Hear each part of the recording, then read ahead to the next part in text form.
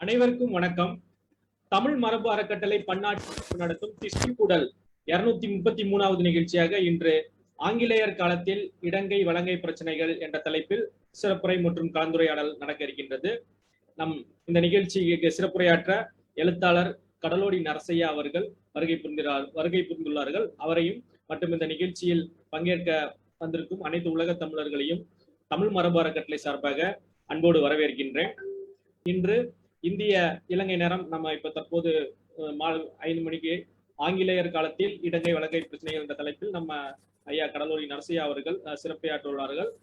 இது குறித்து பல தகவல்கள் நம்மளுக்கு இன்றைய நிகழ்ச்சியில் நம்மளுக்கு தகவல்களாக கிடைக்கும். அதை தொடர்ந்து நம்ம கலந்துரையாடல் நிகழ்ச்சியிலும் பங்கேற்பவர்கள் கலந்து கொண்டு உங்களுடைய கருத்துக்களையும் கேள்விகளையும் பகிர்ந்து கொள்ளலாம்.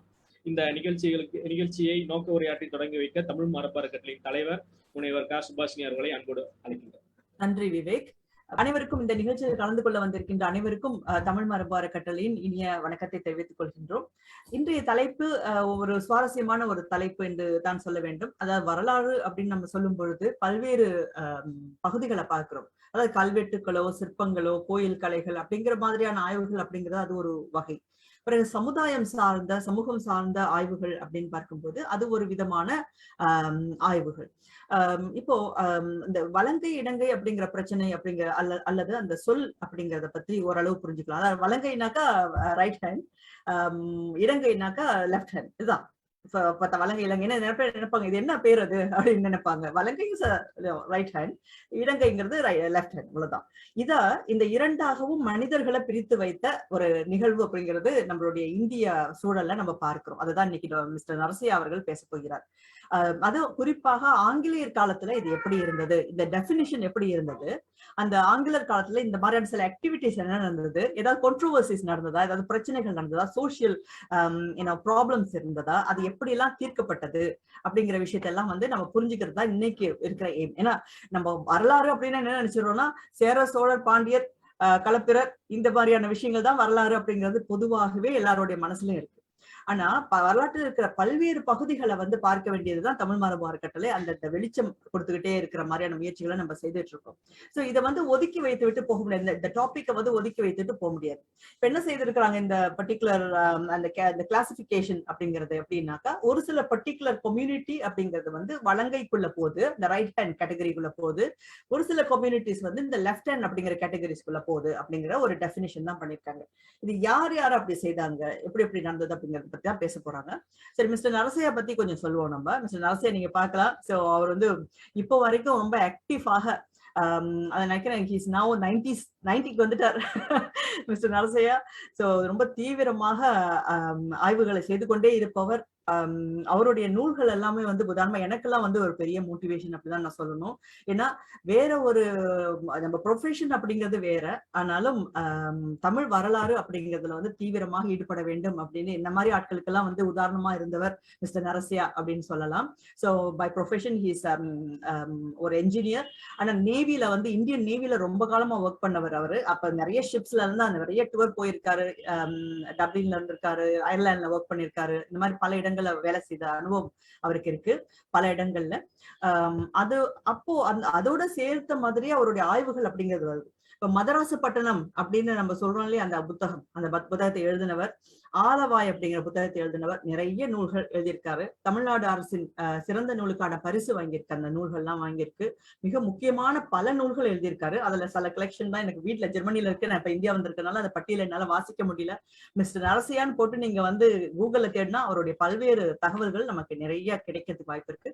என்னை பொறுத்த வரைக்கும் மிஸ்டர் நரசையா நமக்கு எல்லாருக்குமே ஒரு பெரிய ஒரு முன்னோடி அப்படின்னு சொல்லலாம். இப்ப ஆய்வாளர்களும் தமிழ் ஆய்வுல ஈடுபாடு உள்ள பல பேருக்கு அவர் ஒரு பெரிய ஒரு ஆர்வம் மிக்கவர்.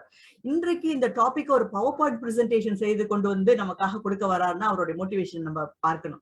என்ன பொறுத்த வரைக்கும் இன்றைய ஸ்பீச் எப்படிப்பட்ட ஒரு பலனை நமக்கு கொடுக்கணும்னாக்கா, நம்ம இந்த டாபிக் எடுத்துட்டு மிஸ்டர் நரசையா சொல்ற சில அந்த தகவல்களை எடுத்துக்கொண்டு இன்னும் கூடுதலாக இதை பற்றிய இன்னும் தேடுதல்கள் நம்ம செய்யலாம். அந்த ரிசர்ச் இன்னும் கூடுதலா செய்யும் பொழுது இன்னும் பல செய்திகள் நமக்கு கிடைக்கிறத வந்து so Tamil heritage foundation we welcome all your input. So நீங்க வந்து செய்கின்ற இப்ப மிஸ்டர் நரசியாவோட இந்த PPT diagram it's going to be our poster. அதுல வந்து நம்ம வெப்சைட்ல அதை சேர்த்து அந்த ஆவணப்படுத்தி அதை வைக்கிறோம். அதே போல வந்து நீங்கள் தொடர்ச்சியாக இந்த தொடர்பான விஷயங்களை ஆவணங்களை ஆய்வு செய்து நீங்கள் கொடுத்தீர்கள் என்றால் அது வந்து நாம் அவற்றை மீண்டும் தொடர்ச்சியாக நாம் சேகரித்து வைக்கலாம். ஏன்னா நமக்கு வந்து ஆராய்வதற்கு நிறைய விஷயங்கள் இருக்குல்ல, ஆனா நம்மளுடைய போக்கஸ் எப்பவுமே ஒரு சில விஷயத்திலே தான் இருக்கு, குறிப்பிட்ட விஷயத்திலே தான் இருக்கு. ஆக இந்த துறையிலும் ஆய்வு செய்யலாம் என்று காட்டுவதற்காக தான் இன்றைக்கு இந்த டாபிக் எடுத்திருக்கோம். மிஸ்டர் நரசியா, நீங்க வெல்கம் யூ, நீங்க உங்களுடைய ஸ்பீச்சை நீங்க ஆரம்பிக்கலாம். நன்றி. மிக்க நன்றி மேடம். நான் ஒரு சில நானும் குறிப்புகள் எடுத்து வச்சிருக்கிறேன். ஒரு சில அவர் எழுதிய நூல்கள் சிலவற்றை நான் அறிவிச்சிட்டு அதுக்கப்புறம் நீங்க நிகழ்ச்சி நேரடியா காவூரி ராமலிங்கம் அப்பள நரசியா அவர்கள் ஒரு கடல்துறை பொறிஞர், தமிழ் எழுத்தாளர். இவர் ஒரிசாவில் பிறந்தவர். தனது தொடக்க கல்வியை தமிழ்நாட்டில் பயின்றார். இவர் கப்பற் பொறியியலில் பயிற்சி பெற்றவர். 1949ஆம் ஆண்டில் இந்திய கடற்படையில் சேர்ந்து கடற்படை கப்பல்களில் 10 ஆண்டுகள் பணியாற்றினார். 1963ஆம் ஆண்டில் கடற்படையில் இருந்து விலகிய பின் 2 ஆண்டுகள் வணிக கப்பல்களில் பணியாற்றியுள்ளார். 1965ஆம் ஆண்டு விசாகப்பட்டின துறைமுகத்தில் தலைமை பொறியாளராக சேர்ந்தார். இக்காலத்தில் இவர் வங்கதேச விடுதலை போரிலும் பங்கு கொண்டுள்ளார். 1991இல் ஓய்வு பெற்றார். பின்னர் இந்திய துறைமுக சங்கத்தின் ஆலோசகராக இருந்த நரசையா உலக வங்கியின் அழைப்பின் பேரில் 1994ஆம் ஆண்டு கம்போடிய அவசர மறுவாழ்வு திட்ட பணிக்குழுவில் இடம்பெற்றார். 1996ஆம் ஆண்டு வரை இவர் இத்திட்டத்தில் பணியாற்றினார். அதன் பின்னர் இவர் சென்னையில் வசித்து வருகின்றார். இவர் எழுதிய நூல்கள் நரசியா சிறுகதைகள் 1997 எழுதியிருக்கிறார். கடல்வழி வணிகம் 2005, தீர்க்க ரேகைகள் 2003, சொல்லொன்னா பேரு 2004, ஆலவாய் 2009, கடலோடி 2004, மதராசப்பட்டினம் 2006, துறைமுக வெற்றி சாதனை 2007, கடலோடியின் கம்போடிய நினைவுகள் 2009. இப்ப தற்போது ஒரு கடந்த வாரம் ஒரு புத்தக வெளியீடு நடந்ததுன்னு நினைக்கிறேன். ஐயா அவர்கள் முகநூல் பக்கத்துல பார்த்து தெரிந்து கொண்டேன். இன்னும் ஒரு துடிப்பான இளைஞனாக இன்னும் நிறைய விஷயம் நம்ம நிகழ்ச்சி தமிழ் மரபரக்கத்திலே பல்வேறு இதுல கடந்த ஆண்டு ஒரு வார தொடர் நிகழ்ச்சியிலும் கலந்து கொண்டு பேசினார். அதை தொடர்ந்து நான் பல்வேறு நிகழ்ச்சிகளை கலந்து கொண்டு, அதுவும் நம்ம சாதாரணமா பேச மாட்டார், ஒரு பிபிடி ரெடி பண்ணி தயாராக ஒரு வாரத்துக்கு முன்பே தயார் செய்து கொண்டு மிகச்சிறப்பாக உரையாற்றக்கூடிய வல்லமை படைத்தவர். இவர் 100க்கு மேற்பட்ட சிறுகதைகள் 3 தொகுதிகளாக வெளிவந்துள்ளன. 2ஆம் சிறுகதை தொகுதி திருப்பூர் தமிழ்ச்சங்கம் விருதை பெற்றிருக்கின்றது. தமிழ்நாட்டு அரசின் சிறந்த நூலாசிரியர் விருது பெற்றிருக்கின்றார். இவர் எழுதிய 4 நூல்களுக்கு தமிழ்நாடு அரசின் சிறந்த நூலுக்கான பரிசு கிடைத்துள்ளது. சொல்லொன்னா பேரு என்னும் நூல் 2004ஆம் ஆண்டுக்கான சிறந்த நூல்களில் சிறுகதை வகைப்பாட்டில் பரிசு பெற்றிருக்கின்றது. கடல்வழி வணிகம் என்னும் நூல் 2005ஆம் ஆண்டுக்கான சிறந்த நூல்களில் நாட்டு வரலாறு, கல்வெட்டு, தொல்லியல், கடலியலும் வணிக வழிகளும் அகலாய்வு வகைப்பாட்டில் பரிசு பெற்றிருக்கின்றது. மதராசப்பட்டினம் என்னும் நூல் 2006ஆம் ஆண்டுக்கான சிறந்த நூல்களில் நாட்டு வரலாறு, அதே கல்வெட்டு, தொல்லியல், கடலியல், வணிக வழிகளும் அகலாய்வு வகைப்பாட்டில் பரிசு பெற்றிருக்கின்றது. மதராசப்பட்டினம் என்னும் பின்னர் ஆங்கிலத்திலும் மெட்ராஸ் என்னும் பெயரில் மொழிபெயர்ப்பு செய்து வெளியாகியிருக்கிறது. கம்போடிய நினைவுகள் என்னும் நூல் 2009ஆம் ஆண்டுக்கான சிறந்த நூல்களில் பயண இலக்கியம் வகைப்பாட்டில் பரிசு பெற்றிருக்கின்றது. ஐயாவை பத்தி இன்னும் நிறைய விஷயங்கள் நம்ம தெரிந்து கொள்ளலாம். அந்த இந்த தலைப்பான ஆங்கிலேயர் காலத்தில் இடங்கை வழங்கை பிரச்சனைகள் குறித்து விரிவாக நம்ம இந்த உரை அமையும் என்று கருதுகிறேன். ஐயா அவர்களை சிறப்புரையாற்ற அன்போடு அழைக்கின்றேன். முதலாவது சுபாஷினி அவர்களுக்கு எனது நன்றிகள். 2 விவேக்கு எனது சிறந்த நன்றிகள். என்ன அவர் தூக்கி வச்சே பேசிட்டாரு. எனக்கு கேட்டா என்ன ஏதாவது பிரைஸ் கொடுத்துருவாங்க போல இருக்கு பேசிட்டே இருந்தா. எனிவே, இந்த சப்ஜெக்டை பத்தி நான் ஏன் தீவிரமா ஆலோசிச்சேன்னா, நான் மதராசப்பட்டினம்ங்கிற நூலை எழுதிட்டு இருக்கிறப்ப அது 3 வருஷம் எனக்கு ஆய்வு தேவைப்பட்டது. அது செஞ்சிட்டு இருந்தேன். அப்ப நான் முதல்ல கன்சல்ட் பண்ண புக்ஸ் எல்லாமே இங்கிலீஷ் தான். டால்பாய்ஸ் வேலர் ஃபர்ஸ்ட், அப்புறம் லவ்னுடைய புக், அந்த மாதிரி வரிசையா பார்த்துட்டு இருப்ப எல்லா இடத்துலயும் ரெஃபரன்ஸ் வர்றப்ப இந்த struggle between right hand left ஹேண்ட்னு வருது. ஆனா யாருமே அதை டீட்டெயிலா எங்கேயும் எழுதல. ஸோ அதை தெரிஞ்சுக்கிறதுக்காக நான் முத்தையாவை கேட்டேன். முத்தையா, நானும் ட்ரை பண்ணிட்டு இருக்கேன், எனக்கு ஒன்றும் கிடைக்கல. Why don't you do some research on it and it is available, certain records are available அப்படின்னு சொன்னார். So I went to government oriental manuscript library. அங்கதான் நிறைய சமாச்சாரம் கிடைச்சது எனக்கு. அங்க ஒரு சவுந்தரபாண்டியன் ஒருத்தர் இருந்து அவர் நிறைய ஹெல்ப் பண்ணாரு எனக்கு. அங்க இருக்கிற அந்த டிரான்ஸ்லேட்டர்ஸ், தெலுங்கு டு தமிழ், அந்த மாதிரி கன்னடா, தமிழ், அவங்க எல்லாம் கூட நிறைய ஹெல்ப் பண்ணாங்க. அதுக்கப்புறம் ஃபோர்ட் சென்ட் ஜார்ஜுக்குள்ள ஒரு library, first class library. I think Subhashini ஒரு தடவை நான் உங்களுக்கு சொல்லியிருக்கேன் அந்த ஃபோர்ட் மியூசியத்தை கூட்டிட்டு போறப்போ. அங்க ஒரு நல்ல லைப்ரரி, அதுல ப்ரொசீடிங்ஸ் பூரா அங்க வச்சிருக்காங்க, ஆரம்பத்துல இருந்து கம்பெனியுடைய ப்ரொசீடிங். அதுல எங்கெல்லாம் லெஃப்ட் ஹேண்ட் ரைட் ஹேண்ட் வருதுன்னு சொல்லி அதெல்லாம் எடுத்து பார்த்துட்டு இருந்தேன். ஸோ எல்லாம் தொகுத்து பார்க்குறப்ப எனக்கு ரொம்ப ஆச்சரியமா இருந்தது. ரொம்ப பெரிய சமாச்சாரம் இது. ரொம்ப யாருமே ஏன் இது மேல சீரியஸா எடுத்துக்கலன்னு சொல்லிட்டு, ஸோ ஐ டிட் அ பக்கா ரிசர்ச் ஆன் தட். அதனுடைய ரிசல்ட் தான் இது. இது முன்னாலே ஒரு தடவை போட்டு காட்டியிருக்கேன். அதை என்னுடைய புக்லையும் இதை பத்தி எழுதியிருக்கேன். இருந்தாலும் அதை கொஞ்சம் இன்னும் விரிவுபடுத்தி இதில் பண்ணியிருக்கேன். கொஞ்சம் ஆல்மோஸ்ட் கிட்டத்தட்ட 1 மணி நேரம் ஆகலாம். நீங்க மன்னிச்சுக்கணும் ரொம்ப லாங்கா இருந்ததுன்னா. So I will start on that. The right hand and left hand cause of old Madras. ஆங்கிலேயர் ஆட்சியில் மதராஸின் வலங்கை இடங்கை பிரச்சனைகள். தமிழகத்தில் ஜாதி வேறுபாடும் பாகுபாடும் பழங்காலத்திலிருந்து இருந்துள்ளது. எனக்கு தெரிஞ்ச மட்டும் அந்த சங்க காலத்திலிருந்து ஜாதிகள் வித்தியாசம் இருந்துகிட்டே இருக்கு. அவ்வகை வேறுபாடுகள் செய்யும் தொழிலை அடிப்படையாக கொண்டவையாக தான் முதல்ல இருந்தது, வேற ஒன்றும் இல்லை. பல மட்டங்களை கொண்டவையாகுது. இன வேறுபாடுகளை குறித்து சங்கப்பாடல்ல இவ்வாறு வருது. புறநானூற்று பாடல், எல்லாரும் கோட் செய்யும் பாடல் தான் இது. உற்றொழி உதவியும் ஒருபொருள் கொடுத்தும் வருகிற ஒரு புறநானூற்று பாடல். ஆரியப்படை கடந்த நெடுஞ்செழி எழுதிய பாட்டுல இதற்கு 2வது ஸ்டான்ஸா பாத்தீங்கன்னா, கற்றதுனால் என்ன லாபம்ங்கிறத சொல்றாங்க. மூத்தோன் வருக பிறந்த பல்லோர்களும் மூத்தோன் வருக என்னாது அவர்கள் அறிவுடையோனாரும் அரசுன்னு சொல்லும். ஒரு வீட்டுல ஒரு குடும்பத்துல ஒரு எல்க பிரதர் படிக்கலைன்னா எங்க பிரதர் படிச்சிருந்தானே அவனுக்கு தான் மரியாதைன்னு சொல்லுது. வேற்றுமை தெரிந்த நாற்பால் உள்ளும் கீழ்ப்பால் ஒருவன் கற்பின் மேற்பால் ஒருவன் மண்கண்படுமைன்னு வருது இந்த பாட்டு.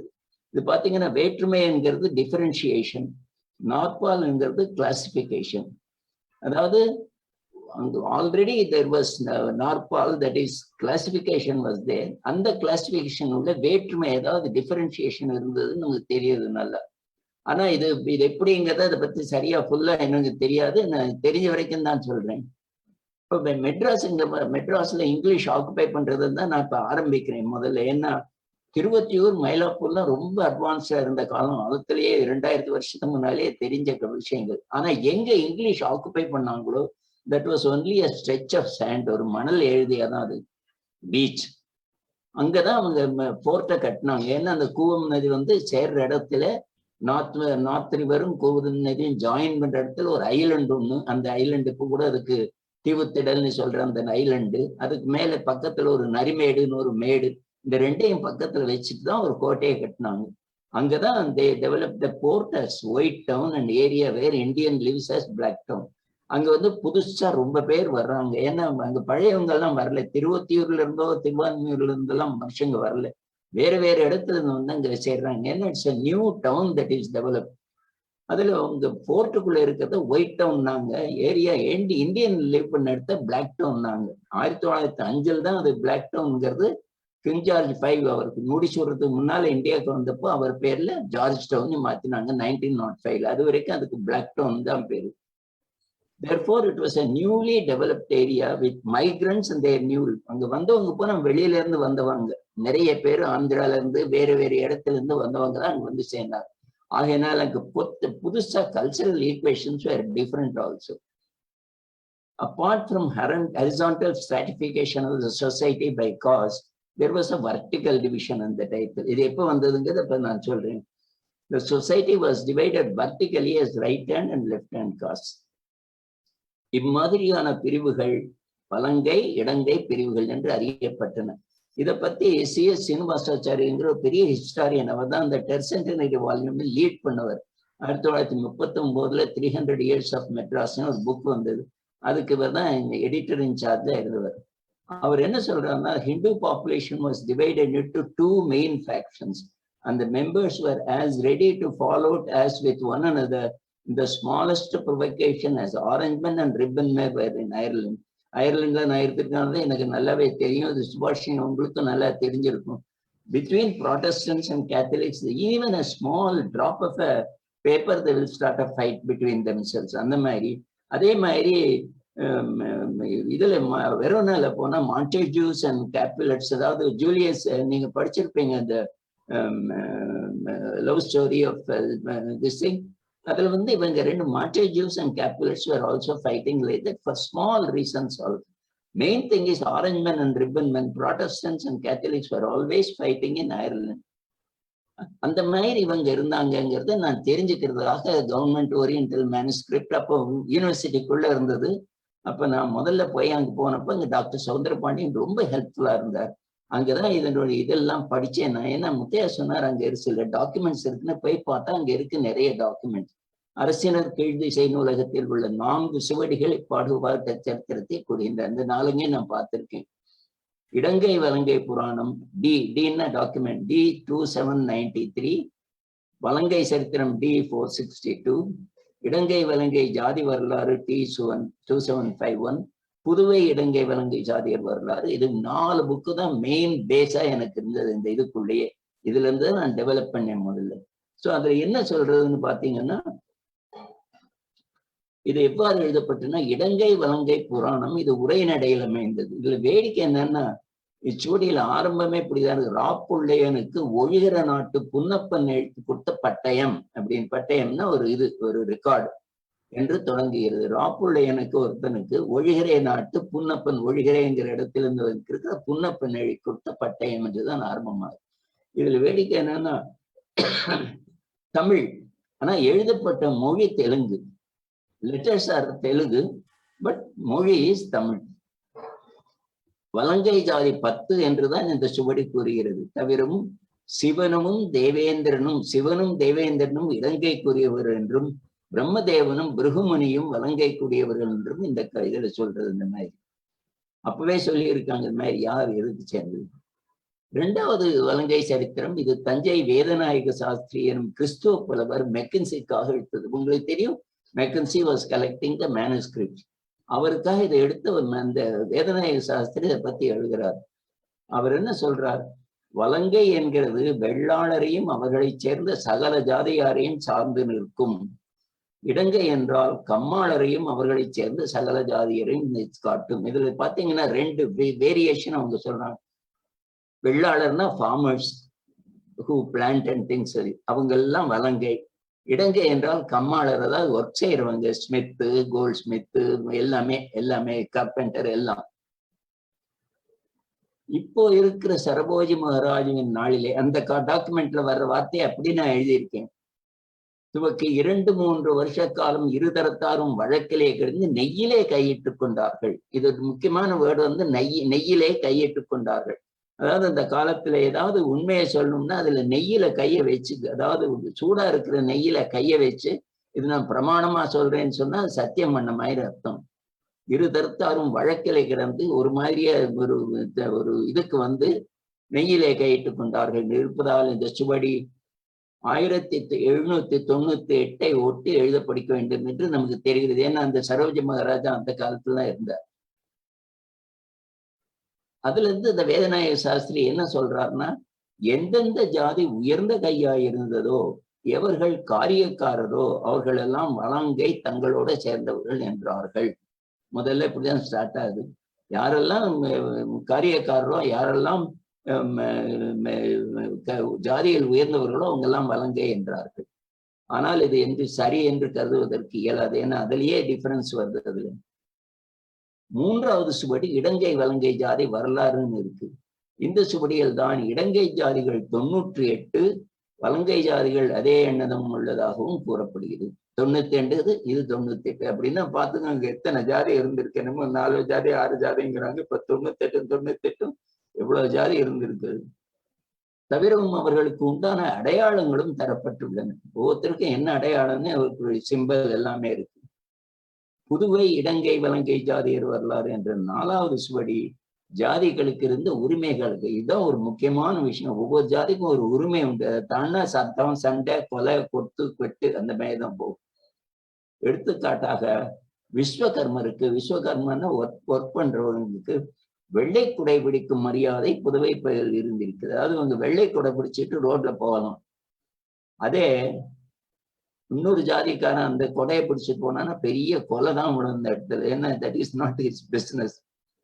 வலங்கை ஜாதிகளுக்கு அவர்கள் வீடு விழாக்களில் இன்ன குடை பிடிக்க வேண்டும், இன்ன வகை கோல் பிடிக்க வேண்டும் என்ற கோல்ங்கிறது ரொம்ப முக்கியமான இது. நம்ம பழைய காலத்திலிருந்தே ஒவ்வொருத்தரும் கோல்னு உண்டு. மன்னர் கையில செங்கோல் இருக்கிற மாதிரி ஒவ்வொரு கையிலயும் ஒரு சின்ன தடி இருக்கும். அந்த தடி என்ன மாதிரி தடி என்று அவங்க நிச்சயம் பண்ணி கொண்டு இந்த மாதிரி தான் கோல் கொடுத்திருக்க வேண்டும். அதே மாதிரி இடங்கை ஜாதிகளுக்கும் வரையறைகள் இருந்திருக்கு. எல்லாத்துக்கும் ஒரு லிமிட் இருந்திருக்கு உங்களுக்கு.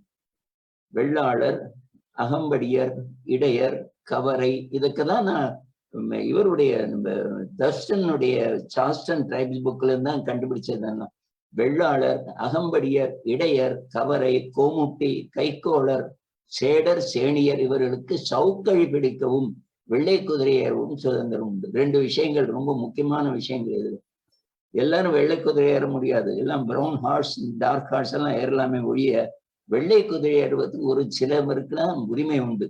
அதே மாதிரி அவங்க சவுக்களி பிடிக்கிறதுக்கும், சவுக்களின்னு ஒரு வகையான சவுக்கு, அதை பிடிக்கிறதுக்கும் அவங்களுக்கு தான் சுதந்திரம். இதை தவிர தேவரடியார்களிலும் அது தேவடியார்கள்னு சொல்றது ஆக்சுவலி வேர்டு தேவர் அடியார்கள், இடங்கை தேவடியார்கள், வலங்கை தேவடியார்கள் என்று 2 பிரிவுகள். அதனால இதுல இருந்து நம்ம புரிஞ்சுக்கலாம் ஜாதியை தாண்டி இது இருந்திருக்குன்னு. என்ன அவங்க வேறு ஜாதியா இருந்திருக்கலாமா நமக்கு தெரியாது. பட் அவர்கள கூட இடங்கை தேவடியார்கள், வலங்கை தேவடியார்கள் என்று 2 பிரிவுகள் இந்த சுவடியில் வருது. இந்த 4 சுவடிகள் மூலம் 18ஆம் நூற்றாண்டிலும் அதற்கு முன்பும் தமிழ்நாட்டில் இருந்த இடங்கை வலங்கை ஜாதி பிரிவுகளை பற்றி அறிய இயல்பு. இதை தெரிஞ்சோன்னா நான் என்ன பண்ணேன்னா பழைய பெரிய அறிஞர்கள் எல்லாம் என்ன சொல்றாங்கிறத பத்தி நான் பார்த்துட்டு போனேன். Then I saw the James F. Kearns, the SPG women writing in Indian antiquity. அதை படிச்சு பார்த்தேன்னா quotes from German researchers record. ஒரு ஜெர்மன் ரிசர்ச் ரெக்கார்ட்ல இருந்து கோட் பண்றாங்க. அந்த ஜெர்மன் நூல்ல என்ன இருக்குன்னா இடங்கை ஜாதிகளாக 9ம் வலங்கை ஜாதிகளாக 18ம் குறிக்கப்படுகின்றன. வேடர், நெசவாளர், செட்டிகள், அது செட்டிகள்னா வியாபாரிகள் முதலானோர் இடங்கையர், குயவர், வண்ணார், பல்லக்கு தூக்குவோர், முகம்மதியர்கள் கூட ஒரு பெருமையினர் வலங்கையர் என்று இந்த ஜெர்மன் நூல் இருக்கின்றது. அது சரின்னு சொல்ல முடியாது, அவங்க தெரிஞ்சதை அவங்க எழுதியிருக்காங்க. இதை பத்தி நான் மற்ற ஆய்வாளர்களோட அவங்களுடைய கருத்தை நான் அரைச்சு பார்த்தேன். Y Subbarayalu very respected researcher in Tamil history. அவர் என்ன சொல்றாருன்னா இந்த வேறுபாடுகள் சோழர் காலத்திலிருந்தே இருக்கிறது தெரிகிறது என்கிறார். சோழர் காலத்துல தான் அது ஆரம்பிச்சதுங்கிறார். இந்த பிரிவுகள் சோழர் காலத்து கல்வெட்டுகளிலேயே காணப்படுகிறது. சில நூற்றாண்டுகளுக்கு பின்னர் மறுபடியும் இந்த சர்ச்சை அதிகமாக காணப்படுவது ஆங்கிலேயர் காலத்தில் தான். நடுவில் கொஞ்ச நாள் ரொம்பவே அதில் பற்றி பிரச்சனையே எல்லாம் இருந்தது. அதுவும் சிறப்பாக 18, 19 நூற்றாண்டுகளில். இந்த காலத்தில் 2 பிரிவினரும் எதிர்த்து கொண்டு கலவரங்களில் தம்மை ஈடுபட்டுக் கொண்டனர் என்றும் தெரிகிறது. இதை பற்றி சமீப காலத்தில் பல அயல் நாட்டவர்கள் Burton Stein, Mattison Mines, Niels Brimnes, Kreutzer, Brenda Beck, Francis Zimmermann, Arjun Appadurai போன்றோர் ஆராய்ச்சிவர்களை எல்லாம் நான் படிச்சு பார்த்தேன். ஆனா பர்டன் ஸ்டெயின் வெரி இது இருக்கு. மேட்டிசன் மைன் அப்சல்யூட்லி ஹோப்லெஸ், எனக்கு அதுல உடன்பாடே இல்லை. பர்டன் ஸ்டெயின் கொஞ்சம் நல்லா பண்ணியிருக்காரு. நீல் பிரிம்ஸ் வெரி குட், மற்றவங்க எல்லாம் நல்லபடி. பிரெண்டா பெக் வெரி மேம்போக்கா பண்ணியிருக்காங்க. அது எனக்கு அதில் உடன்பாடு இல்லை. மற்றவர்கள் நல்லாவே பண்ணியிருக்காங்க. இந்த பிரிவுகள் ஜாதிகள் அடிப்படையில் இல்லாத அவ்வப்போது ஏற்பட்ட சமூக மாறுதல்களோட இதுதான் கரெக்ட். ஆக்சுவலி இது ஜாதிகள் அடிப்படையில் அப்பப்போ ஏற்பட்ட சமூக மாறுதல்கள். டாக்டர் நாகசாமி இதை பத்தி ஃபர்ஸ்ட் கிளாஸா ரிசர்ச் பண்ணி நிறைய எழுதியிருக்கார். அந்த நூல்ல அவர் என்ன சொல்றாருன்னா கிபி 10ஆம் நூற்றாண்டிலிருந்து மற்றும் ஒரு பிரிவை காண்கிறோம். இது வலங்கை இடங்கை என்று பிரிக்கப்பட்ட குடிகளாகும். தஞ்சை பெருங்கோயிலில் ராஜராஜனின் பல பெயர்களால் வலங்கை வேலைக்காரர்கள் இருந்திருக்கிறார்கள். வலங்கை வேலைக்காரர்கள் அவங்க போர் வீரர்கள். இம்மாதிரியான பிரிவுகள் கை வகுத்தல் என்று அறியப்பட்டன. அது எதுக்குங்கிறது நான் கண்டுபிடிச்ச காரணம் நான் சொல்றேன். அது ஒப்புக்கொள்ளப்படலாம், ஒதுக்கப்படலாம். ஆனால் நான் சொல்லிடுறேன். டாக்டர் நாகசுவாமி சொல்வது வேலைக்காரர்கள் என்பது படை வீரர்களை குறிக்கும். இவர்கள் எல்லோருமே வலங்கையினராகத்தான் அறியப்படுகிறார்கள். இவர்களில் 8 வகையினர் இருந்தனர். போர் வீரர்கள் எல்லா ஜாதியினரும் போர் வீரர்களாக பணியாற்றி இருக்கிறார்கள். அதான் ஒரு விசேஷம். என்னன்னா தமிழ்நாட்டுல வெரஸ் நார்த் இந்தியால க்ஷத்திரியர்கள் தான் போர் வீரர்களாக இருந்தாலும் என்று இல்லாது தமிழ்நாட்டில் எல்லா ஜாதியினரும் போர் வீரர்களாக இருந்திருக்கின்றனர். அதில் எல்லா ஜாதியிலும் வலங்கை இடங்கை என்றும் பாகுபாடு வருகிறது. அதனால்தான் இதுவும் அப்படியே கண்டினியூ ஆகுது. ஆனால் பிராமணர்களுக்குள் பாகுபாடு காணப்படவில்லை. சக வருடம் 1340 கூட நம்ம 80 வருஷம் சேர்த்துக்கணும் தான் திருவண்ணாமலையில் கைவகுக்கப்பட்டது என்று கல்வெட்டு கூறுகிறது. அதற்கு முன்பு இருக்கவில்லை. கிபி 1428 திருவையாற்றில் இருந்த ஜாதிகளும் 98 என்று 98 அப்பவே சொல்லப்படுகிறது. அவருடைய சலுகைகளும் குறிப்பிட்டுள்ளன. ஆகையால் கிபி அதாவது 15ஆம் நூற்றாண்டு பொது நூற்றாண்டு 15ஆம் நூற்றாண்டிலேயே 98 ஜாதிகள் ஒவ்வொரு கைவகுப்பிலும் இருந்தன என்று மட்டும் நமக்கு சரியா தெரியுது. தஞ்சை கோயிலில் வங்கியும் வாசிக்க அமைக்கப்பட்டவன் நகரிலே சோழ தெரிஞ்ச உடல்நிலை குதிரை சேவகர் இருந்து வந்த தஞ்சை கணபதி என்று கிளியரா சொல்றாங்க. அதாவது அவன் எந்த பகுதியிலிருந்து வந்திருக்காங்கிறது, எந்த குதிரை சேவகர் இருந்து, அதாவது கேவல்ரியிலிருந்து வந்தவங்கிறது குறிப்பிடுறது. முத்திரை சங்கு ஒருவன் யானை பாகல் இருந்து, அதாவது எலிபென்ட் போர்ஸ்ல இருந்து வந்தவன். பக்கவாத்தியர் பலரும் வலங்கை வேலைக்காரர் படவைகளிலிருந்து வந்து வருகிறேன். இது ஏன் வந்ததுங்கிறது என்னுடைய கருத்தை நான் இப்போ உங்களுக்கு சொல்றேன். ஆரம்பத்துல சோழர்கள் பெரும் படையை தயார் செய்தார்கள். அது 11-12ஆம் நூற்றாண்டுக்கு பிறகு அதற்கு வேலை இல்லாமல் போய்விட்டது. அத்தனை போர் வீரர்களும் திரும்பி வருகிறார்கள். அவர்களை எப்படி அவர்களுக்கு வேலை செய்ய வைப்பது என்று ஒரு பெரிய சர்ச்சை. அதில் அவர்களுக்கு நிறைய நிலங்களை கொடுத்து உழுகச் சொல்றார் மன்னன். ஆனால் இந்த வீரர்கள், போர் வீரர்கள், நாம் வெள்ளாளர்களாக பணிபுரிந்தால் அது நமக்கு இன்ஃப்ராடிக், அதாவது நம்முடைய டிக்னிட்டிக்கு குறைச்சல்னு அவங்க நினைக்கிறாங்க. அதை போக்கிறதுக்காக நீங்க இப்படி வெள்ளாளரா போனீங்கன்னா you will be known as right hand caste அப்படின்னு சொன்னோம்னா அவங்க சரின்னு போயிடுறாங்க. இப்படிதான் முதல்ல ரைட் ஹேண்ட் காஸ்ட் ஆகும். என்னுடைய கருத்து தவறா இருக்கலாம், ரைட்டா இருக்கலாம், but I will tell you. சோழர்கள் இது படைகளில் இருந்தனர். ஆனால் பிற்காலத்தில் விவசாய தொழிலுக்கு சிறிது சிறிதாக 2 நூற்றாண்டுகளுக்குள் மாறினர். ஏன்னா வேலை இல்லை அவங்களுக்கு, போர் வீரர்களுக்கு வேலை கிடையாது. நீங்க பாத்தீங்கன்னா after Rajendra Cholan there was no wars, nothing like that. அப்போதிலிருந்து அவர்கள் நிலை மாறவில்லை. இரண்டாவதாக அயவலை வணிக குழு சாசனங்களில் 11-13 நூற்றாண்டுகளில் அவர்கள் வலங்கை குழுக்களாகத்தான் இருந்திருக்கிறார்கள். நத்தம் கோயில்பட்டி வணிக குழு சாசனத்தில் அது 11ஆம் நூற்றாண்டு இவ்வாறு உள்ளது.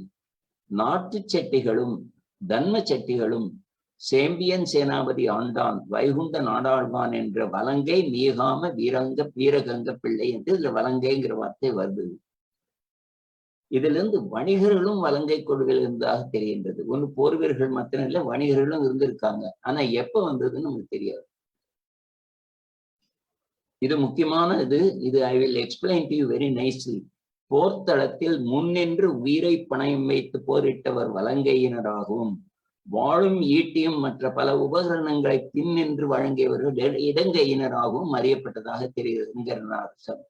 இப்ப நம்ம வேர்ல்ட் வார் 2 எடுத்துட்டோம்னா, do you know that the cross, which is Victoria Cross and all, which are given for combatant force, is not given to non-combatant force. அதாவது கம்பேட்டன்ட் ஃபோர்ஸுங்கிற போர்ல முன்னால் நின்று ஃபைட் பண்றவங்க. நான் கம்பேட்டன்ட் ஃபோர்ஸுங்கிற சாப்பர்ஸ் அண்ட் மைனர்ஸ் வேர் நான் கம்பேட்டன்ட். ஃபர்ஸ்ட் வேர்ல்ட் வார்லயே நிறைய choppers and miners went to France and they were killed Indians, but they were not given that awards. They were different awards were created for them. ஏன்னா they were known as non-combatant force. அதனால அதாவது ஆங்கிலேயர் அவர்களுடைய இதுலயும் இந்த மாதிரி difference இருந்திருக்கு. போர்க்களத்தில் முன்னால போனவர்களுக்கு கொஞ்சம் மரியாதை ஜாஸ்தி, பின்னால இருந்து சப்ளையர்ஸ் கொஞ்சம் மதிப்பு. இப்பவும் இந்த இதுல கம்பேட்டன் நான் கம்பேட்டன் 2 ஃபோர்ஸ் கிளியரா இருக்கும். ஆர்ம்டு ஃபோர்ஸஸ்ல சில அவார்ட்ஸ் கம்பேட்டன் கொடுக்குற அவார்ட்ஸ் நான் கம்பேட்டன்ஸ் கிடையாது. இன்னும் அப்படிதான் இருக்கு. சமூக ரீதியில் மாறிய போது முதலில் போர்ப்படையாளர்களை குறிப்பிடத்தான் இச்சொற்கள் பயன்படுத்தன. ஆனால் பிற்காலத்தில் முற்றிலும் மாறி சமூக நிலைமையை குறிக்கும் சொற்களாக மாறிவிட்டன. இவை கட்டுக்கடங்காமல் பல தடவைகள் குழப்பமூட்டிக் கொண்டிருந்தன. அப்போது அறிந்தபடி பேரி செட்டிகள், பேரிங்கிறது வியாபாரிங்கிற வேர்ட்ல இருந்து வர்றதுதான் பேரி. பேரி செட்டிகள், கைவினையாளர்கள், நெசவாளிகள், தோல் பதனிடுவோர் முதலானோர் இடங்கை குழுவில் தான் இருந்தார்கள். வெள்ளாளர்கள், ஆரிய வைசியர்கள், வன்னியர்கள், ஆதி திராவிடர்கள் வலங்கையினராக இருந்த ஆதி திராவிடர்கள் வேறின் வலங்கை, நாட்டின் இடங்கை. அதனால இதுல ஜாதியை பத்தி விஷயம் இல்லை. இதுல வேடிக்கை என்னவென்றால், இவர்களுள் சண்டைகள் மூண்டதற்கு காரணம் திருமணம் போன்றவை அல்லது சாவு ஊர்வலம் போன்றவை நிகழும் போதும் அந்நிகழ்வுகளில் சம்பந்தப்பட்டவர்கள் கொடுக்கும் மரியாதைகள் குறித்தும் அவர்களாக ஊர்வலங்களுக்கு செல்லும் வழிகள் பற்றினான். இதுதான் இவங்களுடைய ப்ராப்ளமே. அவனுக்கு மரியாதை செஞ்சது எனக்கு செய்யலை, அந்த மாதிரி அவனுக்கு செய்யக்கூடாது, இந்த மாதிரி தான் ஒரு போர் ஸ்டார்ட் ஆச்சு. தென்னகத்தில் பல இடங்களிலும் வந்த வணிகர்களுக்கும் அவர்களுக்கு உதவி வந்த பல தொழில் விற்பனர்களும் ஆங்கிலேயர் வந்த சில வருடங்களுக்குள் மதராஸ் பட்டணத்தை நோக்கி புலம்பெயர்ந்தனர். எல்லாமே அங்க வந்தார்கள். ஏன்னா வேற இடங்கள்ல வேலை கிடையாது, இவங்கெல்லாம் அங்க வேலை கிடைக்கிறது. வணிகம் was making a very good attraction. எல்லாம் மதராஸ் பட்டணத்துக்கு வந்துட்டு தான். சிறு குப்பங்களாக மீனவருடன் மட்டுமே இருந்த இந்த ஊர், இது it's very social change was taking பிளேஸ்ங்கிறத நம்ம புரிஞ்சுக்கணும். அப்போ இந்த ஊர் ஜனத்தொகையிலும் பரப்பளவிலும் பெருக ஆரம்பித்தது. ஆனா வந்தவங்க பூரா வேற இடத்துல இருந்து வந்தவங்க, அங்க ஒரிஜினல் பீப்புள் கிடையாது. அவ்வாறு பெருகையில் பல சமூக பிரச்சனைகளும் அதனுடன் எழுந்தன. அதில் முக்கிய பிரச்சனை சமூக நியதிகளும் உரிமைகளும். இது எல்லா இடத்துலயும் உண்டு, இங்க மாத்திரம் இல்லை. ஈவன் இன் அட்வான்ஸ் கண்ட்ரீஸ்ல கூட இன்னும் சமூக நீதிகளும் உரிமைகளும் இன்னும் இருக்கு. அது வேற வேற மாதிரி இருக்க ஒழிய அந்த டிஃபரன்சியேஷன் இஸ் ஸ்டில் தேர். ஆங்கிலேயரின் மதராஸ் பட்டணத்து வருகை ஒரு புதிய வணிக எழுச்சியை உண்டாக்கியது. அது வரைக்கும் வணிகத்துல இவ்வளவு சிறப்பாக இல்லாத மதுரை அப்படி வணிகத்துல ஜாஸ்தியாச்சு. இந்த அயல்நாட்டு வணிகத்தால் ஈர்க்கப்பட்ட தென்னிந்தியர்கள் பல இடங்களில் நின்றும் மதராஸ் பட்டணம் வந்து சேர்ந்தனர். அன்றிருந்த நிலையில் ஆங்கிலேயருடன் வளையம் செய்து பொருளீட்டும் வர்க்கம் சமூகத்தில் ஒரு தனி அந்தஸ்தையும் பெற்றிருந்தது, வணிகர் சமூகம். இதுல முதல் பிரச்சனை 1652-53. அவங்க வந்ததே 1639 தான். வித்தின் ஷார்ட் பீரியடு முதல் இது வந்தது. அது எப்படி வந்ததுன்னா, அரசு கொடுத்த ஆணைப்படி பொதுவாக இந்தியர் வாழ்ந்து கொண்டிருக்கும் போர் பகுதியின் பிளாக் டவுன் 2 இடம் தான் இருந்தது. கிழக்கு பாகம் இடங்கையினருக்கும் மேற்கு பாகம் வலங்கையினருக்கும் வாழும் பாகமாக ஆகப்பட்டது. கிழக்கு பாகங்கிறது பீச்சை ஒட்டி இருக்கிறது, மேற்கு பாகங்கிறது தள்ளி இருக்குது. முத்தியால்பேட்டை இடங்கையினருக்கு. Muthialpet is close to beach. Peddanaickenpet வலங்கையினருக்கு என்றானது. அதற்கான ஆவணம் தெலுங்கு மொழியில் தயாரிக்கப்பட்டது. இதற்கு ஒரு ஆவணம் கூட இருக்கு. இது பார்த்தீங்கன்னா அந்த ஆரம்ப காலத்து மதராஸ் பட்டணம் இப்படிதான் இருந்தது. இதுதான் first map of Madras, official first map of Madras தான். இதுல ஒவ்வொரு இடத்தையும் பார்த்தீங்கன்னா திஸ் வாஸ் கோட்டை, இதுதான் நரிமேடுங்கிற இடம், அதாவது அந்த ஒரு சின்ன ரீச்டு போர்ஷன். இந்த side right hand side near the beaches Muthialpet. மேற்கு பக்கம் இருக்கிறது பெத்தநாயக்கன்பேட்.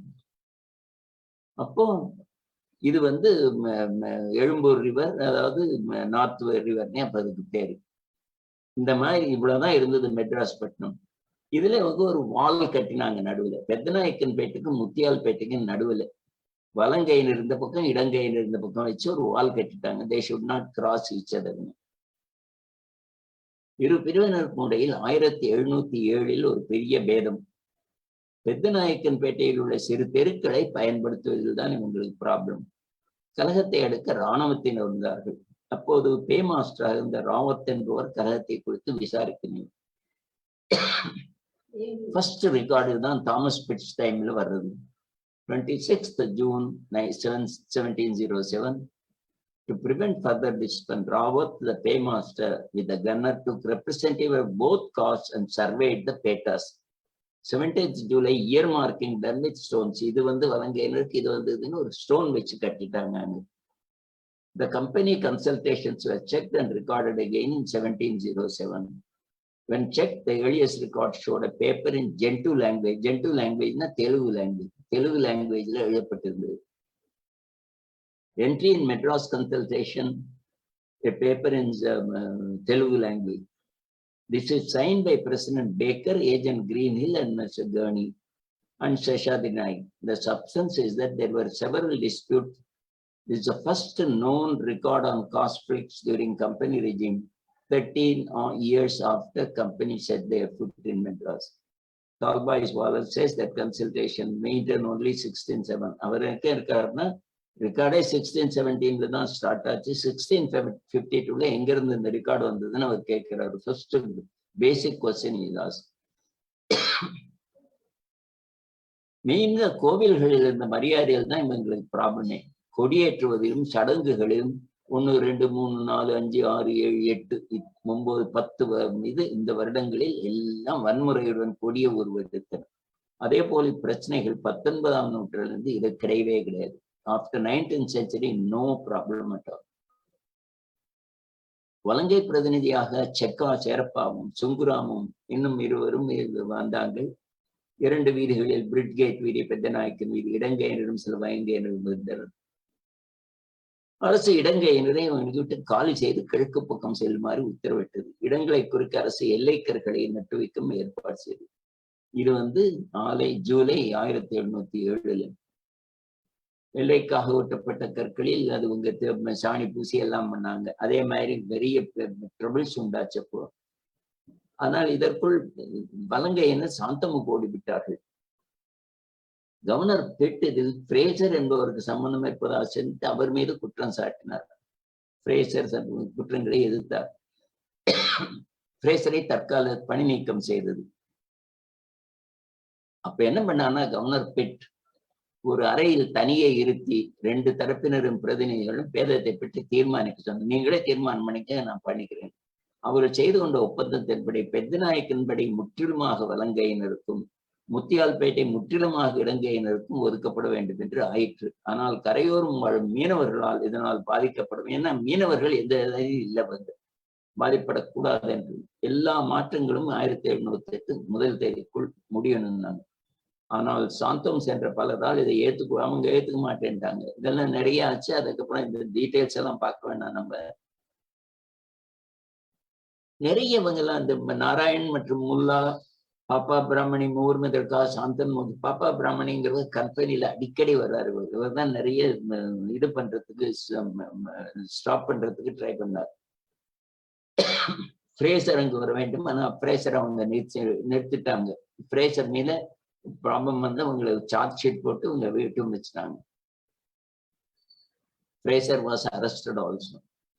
நவம்பர் ஆரம்பத்தில் இடங்கை பின்னர் தங்கள் அமைதியாக வாழ்க்கையை நடத்தி கொண்டிருப்பதாகவும் கருப்புட்டவனுக்கு சுவர் கட்ட தாங்களே ஒரு பகுதி வரி கட்டுவதாகவும் சொன்னார்கள். முத்தியால்பேட்டை அவர்களுக்கு கொடுக்கப்பட வேண்டும். பெத்தநாயக்கன்பேட்டை வலங்கைக்கு அடிக்க. ஆனால் நெசவாளிகள் தாம் இடங்கையைச் சேர்ந்தவராகவும் எண்ணெய் தொழிலாளர்கள் வலங்கையைச் சேர்ந்தவராகவும் அறிவித்தனர். சடன்గా அங்க சேஞ்ச் பண்றது. இவர்கள் வலங்கை இல்லை, இவங்க இடங்கைன்னு அவங்க சொல்றாங்க. அதுவும் ஒப்புக்கொள்ளப்பட்டது. 1716 இன்னொரு இதாச்சு. அப்பவும் அதே மாதிரி சர்ச்சைகள். அப்போது இடங்கை செட்டிகள் வலங்கை கோமுட்டிகள் மீது பழி சுமத்தினார்கள். எங்க கோவில்ல அவங்க பூஜை செஞ்சுட்டாங்கன்னா இவங்களுடைய கம்ப்ளைண்ட். அந்த மாதிரி ஆச்சு. அங்கே கவுன்சில்ல ஒரு ஆலோசனை சொன்னாங்க. அதன்படி இரு தரப்பினரும் சம எண்ணிக்கையிலான பிராமணர்களை தமது பிரதிநிதிகளை அறிவித்துக் கொண்டு அவர்கள் மூலம் பேச்சுவார்த்தை நடத்தி ஒரு முடிவு காணலாம் என்று இருந்தது. ஆங்கிலேயர்கள் சாதாரணமாக பிராமணர்களை பாரபட்சமின்றி முடிவெடுப்பார்கள் என நம்பி இருந்தனர். அந்த முயற்சியும் தோல்வி அடைந்தது. அங்க வர தண்ணி கூட வராம அவங்க பண்ணிட்டாங்க. அதுக்கப்புறம் நிறைய இடைஞ்சை பணியாளர்களுக்கு வேலை இல்லாம போயிடுச்சு. இந்த இடத்துல தான் முக்கியமானவர் தான் உங்க கோயிலை நீங்களே பார்த்துக்கங்க, மற்றவங்களை வரவிடாதீங்கன்னு தற்காலிகமாக சமாதானம் படிச்சது அரசு.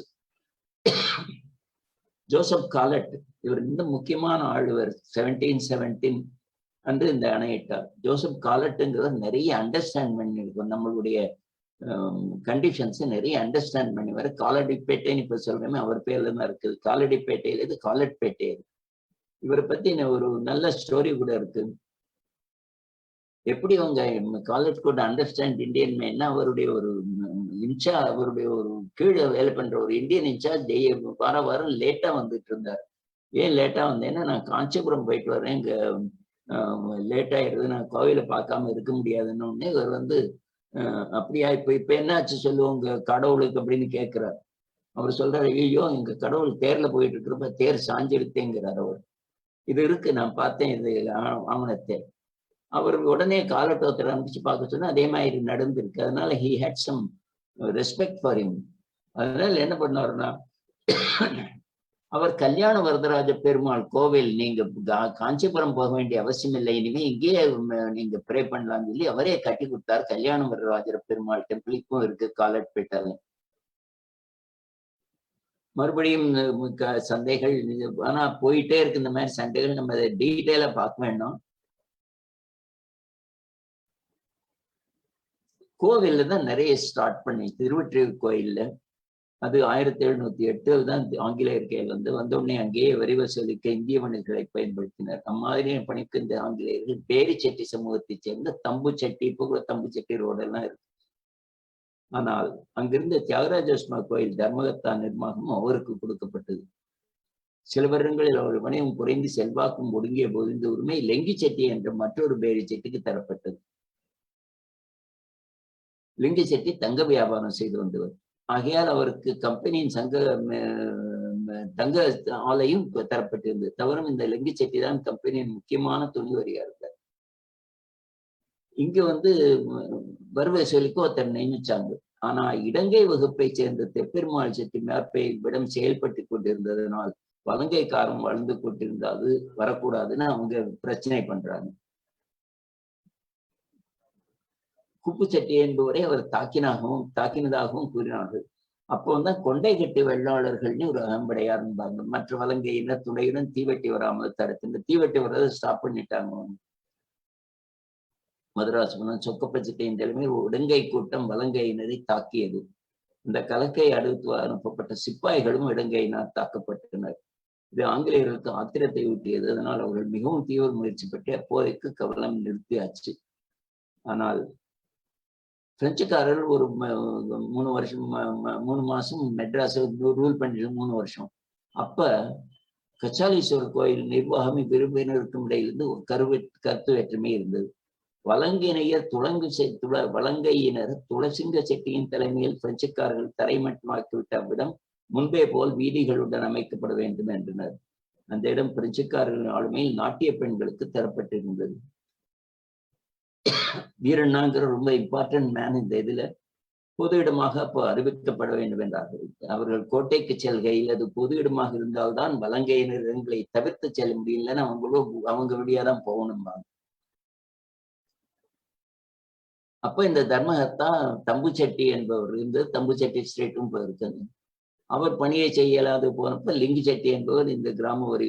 ஆகையினால் தர்மகர்த்தா பதவியும் அவர் சமூகத்தினால் இடங்கையினரால் எடுத்துக்கொள்ளப்பட்டது. சோ வலங்கையினர் இடங்கையினருக்கு. அதனால அவங்களுக்குள்ள இன்னொரு ப்ராப்ளம் ஆரம்பமாச்சு.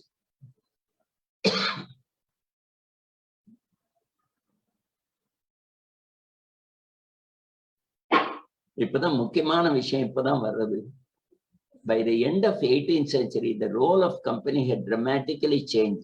ஏன்னா 18th century company started ruling. Instead of doing business, they started ruling. Most of South India was under company and therefore it did not meditate in dispute, but took police action. Instead of meditating, they took police action, recognizing dispute as law and order situation. English used the disputes to their advantage. That was the main thing, that's the main point. Colonies official in one of their dispatches said, the Pareto principle, in management, there is a rule called Pareto principle. That is, whatever is 80% which use is made by 20% of components, that 20% must be given importance. That's Pareto principle. The right-hand caste people are 40-1 in point of numbers and all sort of handicraft people. They're generally poor and lavish, whereas left-hand castes are mostly merchants, wealthy and parsimonious, and 40 times richer. அதனால அவங்க நம்ம இவங்களை தான் support பண்ணணும்னு இங்கிலீஷ்காரங்க சொல்றாங்க. They simply followed Pareto's principle. I think you understand, Subhashin, Pareto's principle. It's very simple. கோட்டையின் மத்திய பகுதி கதவு மூடப்பட்டு விட்டதால் இடங்கையினால் வெள்ளைட்டவனுக்கு வர வேண்டுமென்றால் வலங்கையினர் இடங்களை தாண்டாமல் வர இயலாது இருந்தது. அதனால ஒரு தனியே ஒரு ரோடு கட்டணும், காரிடோர் ஒன்று கட்டணும். நாங்க இப்ப பாகிஸ்தான் கேட்ட மாதிரி ஈஸ்ட் பாகிஸ்தானுக்கும் வெஸ்ட் பாகிஸ்தானுக்கும் நடுவில் காரிடோர் இருக்குன்னு கேட்ட மாதிரி இவங்க கேட்டாங்க. இலங்கையினர் பெருமாள் கோயில் இந்த நேராக வெள்ளையிட்டவனுக்கு வரலாம், இங்கே திரும்பும் இடத்தில் திரும்பாமல் நேராக வரலாங்கிறதுக்காக. எல்லிஸ் ரொம்ப important man in Madras history. Ellis பத்தி நான் நிறைய சொல்லியிருக்கேன், மெட்ராஸ் பட்டணத்தில் எழுதியிருக்கேன். அவருடைய கல்வெட்டெல்லாம் திருக்குறள் எப்படி கோட் பண்ணி இருக்காருங்கிறதெல்லாம் சொல்லியிருக்கேன். அந்த கல்வெட்டு எடுத்து வச்சது மதுரை மகள் மியூசியத்துல. இங்க எப்படின்னா இலங்கை ஒரு குப்பத்துல ஒரு அம்மன் கோயில் ஒண்ணு இருந்தது. அது வலங்கை பிரச்சனையால் அது சில வருடங்கள் அரசு உத்தரவால் அது ஊர்வலம் போகக்கூடாதுன்னு ஒரு ஆர்டர் போட்டிருந்தாங்க. 1918 கடுமையான கால்ரா நோய் வந்துருச்சு. அங்க இருக்கவங்க என்ன சொன்னாங்க, இந்த கோவில் ஊர்வலம் நிறுத்தப்பட்டதுனால்தான் இந்த நோய் வந்திருக்கிறதுன்னு சொன்ன உடனே அவர் காலட்டு எல்லிஸ் என்ன சொல்றாருன்னா, ஊர்வலத்தை ஆரம்பிச்சிடலாம், at least let us hope that stops this problem என்றார். அப்போது கலை குறைவில்லை, ஆனால் பிறகு பேதங்கள் தனிங்க. எல்லாம் கோவிலை பற்றிய ப்ராப்ளம் தான். குருக்கள் தர்மகர்த்தாவுக்கு எதிராக குருக்கள் ஒரு சைடு, தர்மகர்த்தா ஒரு சைடு. இது இவங்களுக்குள்ள சண்டையினால வலங்கை இலங்கை பிரச்சனை. இதுக்கு காரணம் கோவில் நடமாடும் பெண்கள் தடுக்கப்பட்டதுதான். அப்போது கலெக்டரா இருந்த CR காட்டன் சட்ட ரீதிகளுக்கு நீங்க தர்மகர்த்தா அதிகாரம் மதிக்கப்பட வேண்டிய என்பதை அறிவுறுத்தினார். ஆனால் தர்மகர்த்தா நியமனமே கேள்விக்குரியதாகிவிட்டது. போல் இலங்கையினர் கச்சிலீஸ்வரர் கோயில் என்ற ஒரு கோயில் கட்டினார்கள். முத்தியால்பேட்டையில் உள்ள கால்வாய் செட்டுக்கு சொந்தமான தோட்டத்தில் இது உண்டு.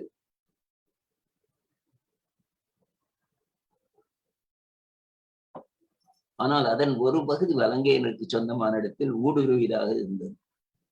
ஆகையால் குழப்பம் ஏற்பட்டு, குழப்பம் தீவிரமாவதற்கு முன்னரே மேக்ரே என்பவர் குறிப்பிட்டு அமைதியை உண்டாக்கி இலங்கையினருக்கு நுழைவாயில் தனியாக கற்பட்ட ஏற்பட்டார். அதற்காக அவர் Khoja Petros, you must go and see an Armenian church. Koja Petrus, have you been to Armenian church, Subhash? Armenian church. Yeah, I have been there. Yeah. Number recordings கூட போட்டுருக்கோம் மிஸ்டர் நாசிர். கோஜா சர்க்கிஸ் பெத்தநாயக் மற்றும் முசல்மான்கள் இருந்தாலும் இவருடைய தீர்வு, இவர்கள் நியூட்ரலா இருந்தாங்கன்னு அவங்க ஏத்துட்டாங்க. இதே மாதிரி கபாலீஸ்வரர் கொடையிலும் ஒரு கோவில். இந்த தோரணங்கள் பூப்பந்தல்கள் தான் கலாட்டா. இந்த மாதிரி 7 பேர் இந்த தோரணங்களையும் பூப்பந்தல்களையும் இலங்கையினர் அழித்ததாக குற்றம் சாட்டினார். தோட்டக்கால் தொழிலாள் வேலை செய்ய மறுத்ததினால் கம்பெனியின் வணிகத்திற்கு இடையூறு விளையும் என்று சாந்தோமிலிருந்து முத்துப்பிள்ளை ஆங்கிலேயருக்கு எடுத்துரைத்தார்.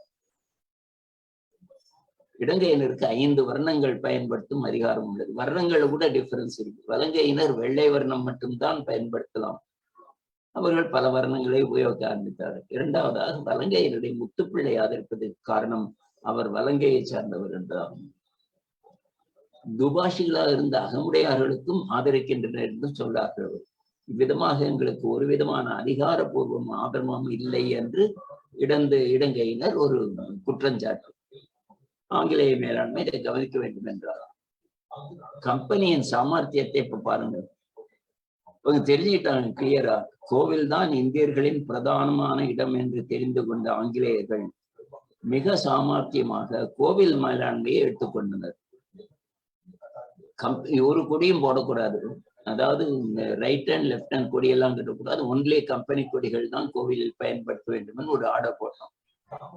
அதை இந்த இடியற்றெல்லாம் எவரிபடி அக்ரி. வெட்கப்பட வேண்டியது என்னவென்றால் இந்தியர்கள் ஒப்புக்கொண்டதுதான். ஏன்னா என் கண்ணு 1 2 போனாலும் பரவாயில்ல, இன்னொருத்தனு ஒரு கண்ணா அது போகணுங்கிறது தான் இவங்களுடைய ஒரே argument. An order issued on 13th April says, whereas so that clear-ஆ இருக்குமானுங்க,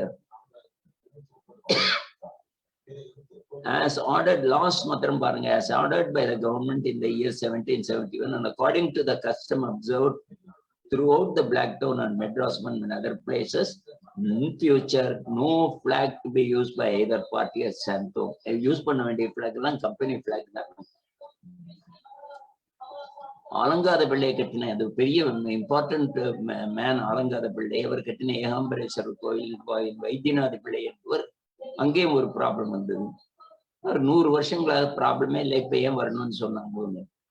அவங்க என்ன பண்ணியிருக்காங்கன்னா 29th மார்ச் என்று இலங்கையினர் கூட்டம் இந்த கோவிலில் நாட்டிய பெண்கள் மீது மஞ்சள் நீர் கொட்டி இருக்காங்க. அவர் வருடாந்திர கோயில் திருவிழாவின் நடக்கும் நாள் தடுத்தனர். பெத்தநாயக்கன்பேட்டை கடிவணிகளோ வலங்கையினரோ தாக்குவதாக பழி சுமத்தினர். அப்ப கேப்டன் அலெக்சாண்டர் ஆலன் லோரேக்கர் கழகத்தை அடுக்க ஏற்பாடு செய்தது. அந்த மனிதர் சமாதான அணுக்களை தெரிவிக்க அனுப்பிய தண்டோரா போடுவர்கள் தாக்கப்பட்டார். தண்டோரா போடுவனே அடிக்க ஆரம்பிச்சிட்டாங்க.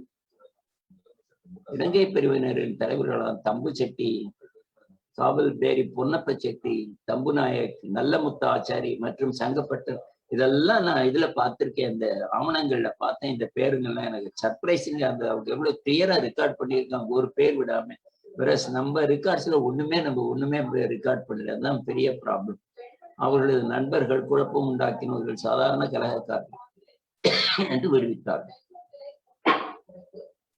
தர்மஹத்தாசம் இது கரெக்டா இதான். This is the most important point I am making.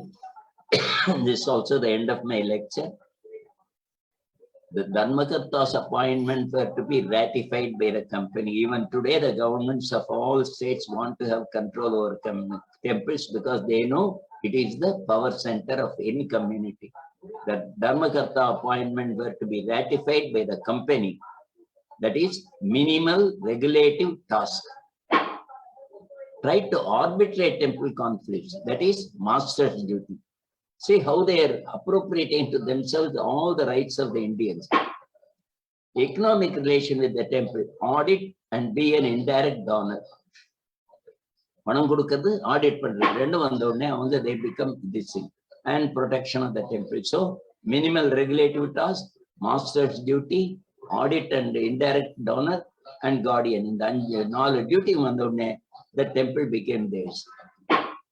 The system therefore brought in complete control of the society by the company through caste and religious system that were available in avangala onnum kondu varala. They made use of what it is, what our fellows weakness they knew. The leaders of the caste and dharmakattas of the temples became tools in the hands of British. Jati prachanai tamakku sadhagamaakki kondarar. Their rule was absolute. This is how they used the caste and establish their rule. Thank you very much for listening to me. இதுதான் என்னுடைய நான் பண்ண original ரிசர்ச்ல இருந்து தெரிஞ்ச இந்த விஷயங்கள். I may be wrong, I may be right, but it is the basic things are அவ்வளவுதான். Thank you very much. எல்லாருக்கும் நன்றி.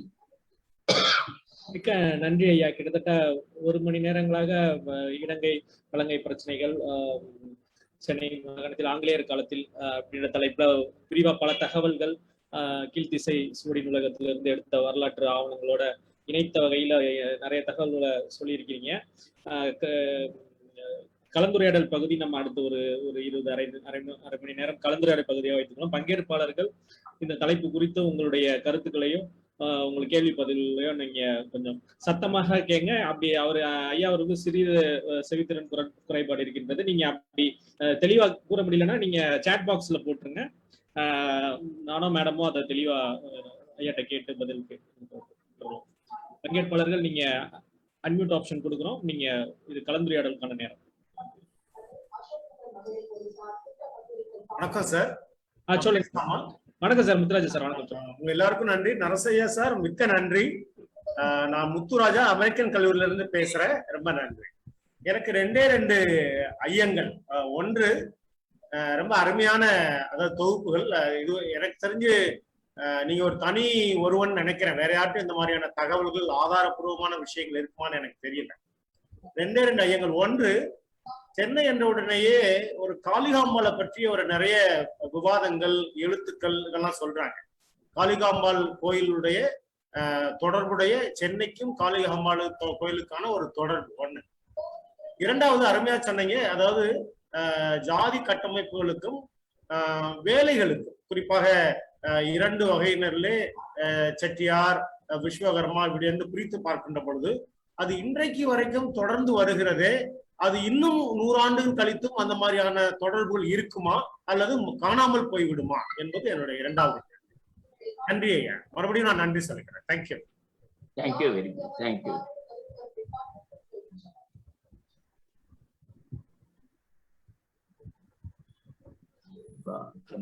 ஐயோ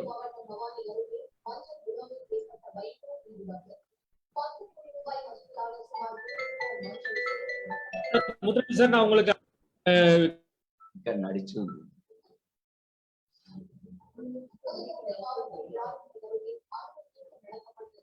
அரசையா நீங்க பதில் சொல்றீங்களா? பிகாஸ் த ஃபர்ஸ்ட் क्वेश्चन, முதல் கேள்வி சென்னை என்று சொல்லும் போது இந்த காளிகாம்பாள் டெம்பிள் அத பற்றி சொல்றாங்க இல்லையா?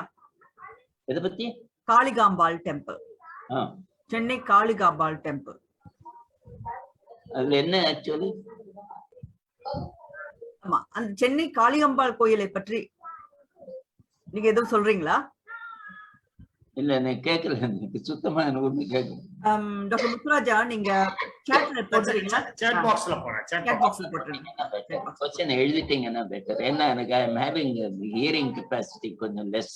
காளிகாம்பா புரியல. காளிகாம்பா புரியல.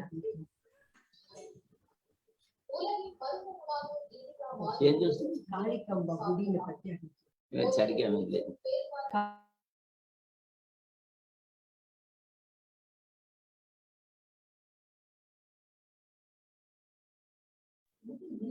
காளிகாம்பா கோயிலை பற்றி கேட்டாருன்னா,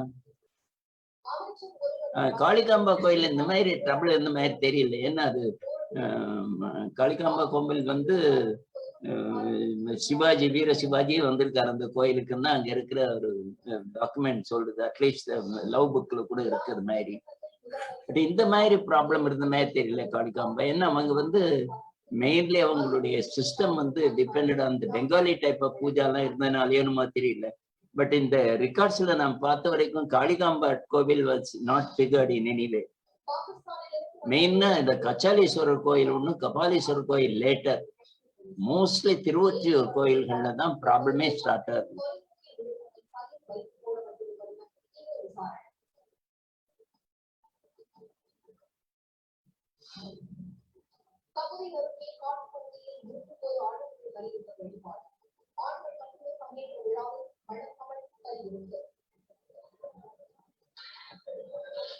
ஒருத்தர் கேள்வி கேட்டிருக்காரு, உள்ளூர் கிறிஸ்துவ மக்களிடையே இடுங்க இருந்து கேட்டிருக்காரு. இதுல நான் உள்ளூர் கிறிஸ்துவர்கள்னு அப்போ இந்த மாதிரி ஒரு டிஃபரன்சியேஷன் இருக்குல்ல இப்போ. ஏன்னா உள்ளூர் கிறிஸ்துவர்கள் தான் அப்ப சாதாரணமா இதுல இருந்து வந்தவங்க தான், பிரிட்டிஷ் லெப்ட் ஓவர் பீப்புள் தான், லைக் ஆங்கிலோ இண்டியன்ஸ் மாதிரி வந்தவங்க. அப்ப இன்னும் இந்த மாதிரி சாந்தோம்ல தான் உள்ளூர் கிறிஸ்துவர்கள் இருந்தார்கள். போர்ட் ஏரியால இருக்குல்ல, சாந்தோம்ல இருந்தவங்க பூரா கேத்தலிக்ஸா இருந்தாங்க. அவங்களுக்குள்ள இருந்த மாதிரி தெரியல. சாந்தோம்ல இந்த பிரச்சனை இருக்கிற மாதிரி எனக்கு தெரியல.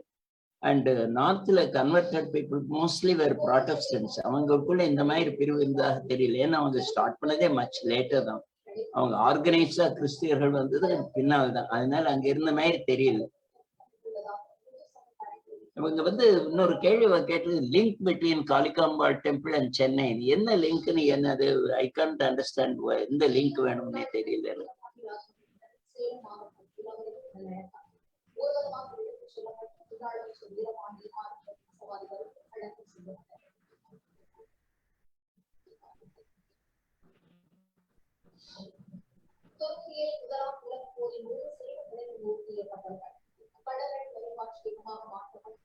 டாக்டர் முத்துராஜா, நீங்க இன்னும் கேள்விகள் கேக்குறீங்களா? இல்ல, போதும் போதும். ஏன்னா கம்யூனிகேஷன் கொஞ்சம் இதா இருக்கிறதுனால நான் இதோட பண்ணிக்கிறேன். இந்த இரண்டாவது கேள்வி மட்டும் கேட்டேன். But someone must translate into sir வந்து இன்னைக்கு இருக்கக்கூடிய அந்த சார் சொன்ன அந்த 17ஆம் நூற்றாண்டு 18ஆம் நூற்றாண்டுல இருந்த ஜாதிய கட்டமைப்புகளுக்கும் வேலை பகுப்பு முறைகளும் இன்னும் 100 ஆண்டுகள் 200 ஆண்டுகள் போனாலும் தொடர வாய்ப்பு இருக்கா? ஏன்னா ஒரு ஆராய்ச்சியாளரா அவருடைய அனுமானம் என்ன என்பதை தான் கேட்கிறேன். நான் வந்து ஒரு கெஸ் ஒர்க், ஒரு ஃபியூச்சராலஜி இதுதான் டைமென்ஷன். ஓகே, நீங்க எல்லாம் கேள்வி தயாரிச்சு டைப் பண்ணி போடலாம். அது வரைக்கும் நான் ஒரு பழைய மேப் ஒண்ணு நான் ஷேர் பண்றேன். மிஸ்டர் நரசியா, உங்களுக்கு மேபி நீங்க அதை நிச்சயமா பார்த்திருப்பீங்க இல்லையா? அது என்னுடைய இந்த லேட்டஸ்ட் புக், அதுல கூட நான் அதை இன்க்ளூட் பண்ணிருக்கேன், ஒரு கட்டசி போட்டுட்டு. இட்ஸ் மெட்ராஸ் 1733. இதை நீங்க பார்த்திருப்பீங்க எல்லாரும், சில பேர். இந்த கோட்டை இருக்கிற ஏரியா, அதுக்கப்புறம் இது வந்து 1733 மேப், மெட்ராஸ் மேப் இது. என்னோட இந்த லேட்டஸ்ட் புக் மெட்ராஸ் 1726, அதுல இதை நான் கொஞ்சம் எக்ஸ்பிளைன் பண்ணிருப்பேன். இதை பார்க்கலாம். இது வந்து இந்த white town, black town area, black town area. அதுக்கப்புறம் இங்கே இந்த பிரிட்ஜ் பரச்சேரி, அப்புறம் மோர்ஸ் முத்தையா பேட்டை போட்டிருக்கு. பேடி ஃபீல்ட் எல்லாம் இருந்த ஏரியாலாம் பார்க்கலாம். இதெல்லாம் 1733ல இருந்த ஒரு மேப். நான் தயார் பண்ணல, இதுல இன்னும் கொஞ்சம் டீட்டெயில்ஸ் எல்லாம் தயார் பண்ணல. ஆனா இந்த மேப் வந்து நீங்க சொல்ற அந்த லவ் அவருடைய புக்லயும் இருக்கு, இந்த மேப் இருக்கு, இந்த வரைபடம் இருக்கு. இது என்ன ஒரு பாசிட்டிவான ஒரு விஷயம்னாக்கா, இன்றைக்கு நம்மளுடைய மெட்ராஸ் சென்னை அப்படிங்கிற அந்த வியூ இருக்கு இல்லையா, நம்மளுடைய ஒரு ஒரு இல்லஸ்ட்ரேஷன் மாதிரி நம்ம நினைச்சோம்னா வருது. அதுல இருந்து எப்படி ஒரு 300 இயர்ஸ் பேக் எப்படி இருந்தது அப்படின்னு நமக்கு புரிஞ்சுக்கிறதுக்கு இது வந்து நமக்கு தெரியுது. இப்ப மூர்ஸ் அப்படிங்கிறவங்களாம் அந்த அரேபியன் மர்ச்சன்ட்ஸ், ரைட்.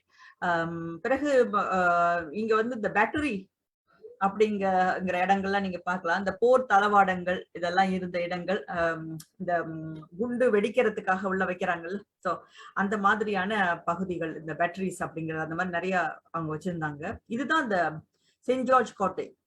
இந்த இடத்துல செயின்ட் ஜார்ஜ் கோட்டை கம்ப்ளீட் அந்த ஒயிட் டவுன் அப்படிங்கிறது. இங்க தொடங்கி அவங்க வந்து பிளாக் டவுன் அப்படிங்கிறாங்க. லோக்கல் பீப்புள், அதுக்கப்புறம் மர்ச்சன்ட்ஸா வரவங்க, அவங்க எல்லாம் வந்து ஸ்டே பண்ணி இருக்கிற மாதிரியான இடங்கள் இதெல்லாம். ஸோ இந்த மாதிரி எக்ஸ்டென்சிவான சில மேப்ஸ் வந்து இங்க இருக்கிறத நம்ம பார்க்கலாம். இதுல இன்னொன்னு பாத்தீங்கன்னா, இந்த பரச்சேரி அப்படிங்கிற வார்த்தை இப்ப சேட்ல கூட ஒருத்தர் போட்டிருக்காரு. ஸோ பரச்சேரி அப்படிங்கிற பறையர் மக்கள் அங்க நிறைய பேர் வாழ்ந்தார்களே, நம்ம இந்த ஸ்பீச்ல அதை பத்தி பேசல அப்படின்னு. எல்லாத்தையும் நம்ம ஒரு இதுல கவர் பண்ண முடியாது, இந்த ஒரு லெக்சர்ல நம்ம கவர் பண்ணிட முடியாது. ஆனாலும் இங்க குறிக்கப்பட்டிருக்கதை பார்க்கலாம். சேரிகள் அப்படிங்கிற பேரை வந்து பரச்சேரி அப்படிங்கிறது, சேரின்னா ஊர் தான், அதாவது ஒரு வில்லேஜ் மாதிரி. சோ இன்றைக்கு அதோட மீனிங் வேற மாதிரி இருந்தாலும் இப்ப நம்ம பார்க்கலாம், இந்த இடத்துல வந்து நிறைய தமிழ் மக்கள் வாழ்ந்த ஒரு பகுதி நம்ம பார்க்கிறோம். தோட்டங்கள் நிறைய இருந்திருக்கு பாருங்க, கார்டன்ஸ், கம்பெனி கார்டன் இருக்கு. அந்த முத்தையால்பேட்டை சார் சொன்னார் இல்லையா, நரசியா முதல்ல சொன்னார் முத்தையால்பேட்டை. சோ இட்ஸ் ஹியர், நீங்க பார்க்கலாம். அந்த லிங்கி செட்டி அதெல்லாம் அடுத்த மேப் ஒண்ணு கூட வச்சிருக்கிறேன். Maybe I will try to show that. இந்த மாதிரி நிறைய இன்ஃபர்மேஷன் இந்த மேப்ஸ்ல பார்க்கலாம். ஸோ என்னை பொறுத்த வரைக்கும் இந்த மேப் அப்படிங்கிற ஒரு துறை இருக்கு இல்லையா, அந்த கார்டோகிராஃபி அப்படிங்கிற ஒரு ஏரியா, அந்த ஏரியாக்குள்ள வந்து யூரோப்பியன்ஸ் வந்து நிறைய கான்ட்ரிபியூஷன்ஸ் பண்ணிருக்கிறாங்க. நம்ம வந்து அதை எதுவுமே நம்ம அதுக்குள்ள போகவே இல்லை இந்த காலம் வரைக்கும். இப்ப லேட்டஸ்டா நமக்கு கூகுள் மேப்ஸ் எல்லாம் வந்துருச்சு. ஆனா பழைய காலத்து இந்தியாவெல்லாம் அறிஞ்சிக்கணும் அப்படின்னாக்கா நம்ம யூரோப்பியன்ஸ் மேப்ஸ் தான் வந்து நம்ம நிறைய பார்க்க வேண்டியிருக்கு. ஸோ ஆல்ரைட், வேற எது கேள்விகள் இருக்கா? நீங்க காட்டின மேப் வந்து Subashini, it is likely later than the one what I showed in the beginning. Okay, later. ஏன்னா அதுல வாஷர்மன் பிளேஸ்னு இருக்கு இல்லையா? ஆமா. வாஷர்மன் பிளேஸ் அப்ப கிடையாது, நான் சொன்ன டயத்துல. முத்தியால்பேட்டை இருக்கு, இது பெதநாயக்கன் பேட்டை இருக்கு, ஆமா, அந்த நரிமேடு இருக்கு, அந்த கோட்டை சரியா இருக்கு. Okay, washerman place comes little later. அதுக்காக தான் சொல்றேன், அந்த என்னுடைய மேப் தான் first official map of Madras what I showed. உங்களோட இயர் வந்து 1726 மிஸ்டர் நாசே? அதான் ஃபர்ஸ்ட் கார்டோகிராஃப் அப்பதான், அதாவது கையால போட்டது. அது அவர் பேர் மறந்துட்டேன். I remembered the name of the man but I forgot. இதுவா? இதான். This is the original map actually. Okay. It's the oldest map possible. Okay, இதுல இருந்து நல்லா கிளியரா நமக்கு பார்க்க முடியுது இல்லையா? சோ இதுல ஈவன் அந்த கச்சாலீஸ்வரர் கோயில் எல்லாம் கூட நான் பார்த்தேன். எனக்கு I can find it out, நான் அது காட்டுற முடிந்த அளவுக்கு. அப்புறம் அலங்காத்தா பிள்ளை, அலங்கால் பகோடா, அதாவது இங்க இருக்கு. ஆமா, அலங்கால் பகோடா, இந்த கோயில் அலங்கார பிள்ளையினுடைய டெம்பிள். அது கூட பின்னால் தான் வர்றது, முதல்ல வரல, பின்னால் தான் வர்றது. பட் முதல்ல எப்படி வர்றதுன்னா, ஃபர்ஸ்ட் டெம்பிள் வந்து இந்த இருந்த இடத்துல தான் இப்ப ஹைகோர்ட் இருக்கு. அது தட் வாஸ் broken down. இங்குதான் இந்த ஏரியால it was broken down and high court building was built there. அங்க என்ன வச்சாங்கன்னா பேட்டரி வச்சாங்க. That is after the French left Madras, not before that. So that is 1749 அந்த டைட்டில் தான்.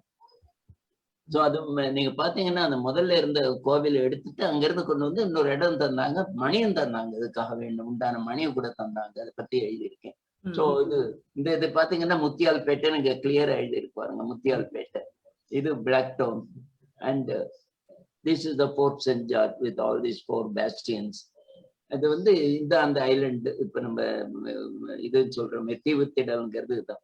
So whole thing was It is a newly developed area. The idea of mine was that இது பார்த்தீங்கன்னா இதுதான் east, இது west, இது north, இது south. So when you see, if you keep the map like that, you can see correctly, orientation. So this is east, that is west, this is north, and this is south. அப்ப இதுல பாத்தீங்கன்னா நீங்க புதிதா absolutely new area உண்டாக்கினதுனால அவங்க what ever they were doing that was right, அவ்வளவுதான். வேற ஒன்றும் கேட்கறதுக்கு. இந்த பிளாக் டவுனை தான் அவங்க ரெண்டா பிரிச்சாங்க. முத்தியால்பேட்டு இந்த பக்கம் இருக்கிறது, பெத்தநாயக்கன்பேட்டு இந்த பக்கம் இருக்கிறது.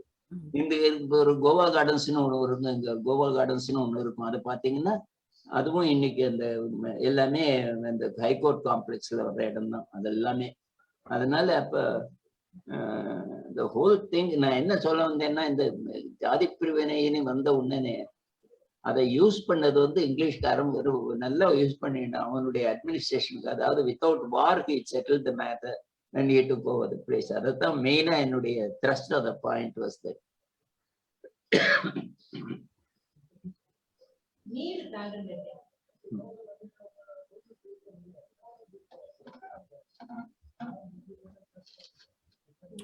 நன்றி மிஸ்டர் செல்வா, நீங்க உங்க கேள்வி கேட்கலாம். செல்வான்றவர். வணக்கம், என் பேரு செல்வா ராமசாமி. நான் தற்போது நியூசிலாந்து தான் வசிக்கிறேன். இப்ப நீங்க இந்த சென்னை எல்லாம் சொன்னது எனக்கு பிறந்ததெல்லாம் மலேசியாவினால அவ்வளவு அந்த டீட்டெயில்ஸ் ரொம்ப தெரியல. இருந்தாலும் நான் ஒரு பொதுவா ஒரு சமூக கட்டமைப்புல சம்பந்தப்பட்ட ஒரு கேள்விதான் கேட்க விரும்புறேன். இந்த ஜாதி பிரிவுகள் ஆரம்பத்திலிருந்தே ஒரு அடுக்கிலே இல்லை. அவங்களுடைய சொத்துரிமைகள் யார் நிலப்பிரபுகளா இருக்கிறார்களோ அவங்களுடைய ஜாதிகள் மேலெடுக்கப்பட்டு வந்திருக்குன்னு ஒரு இடத்துல படிச்சிருக்கேன்.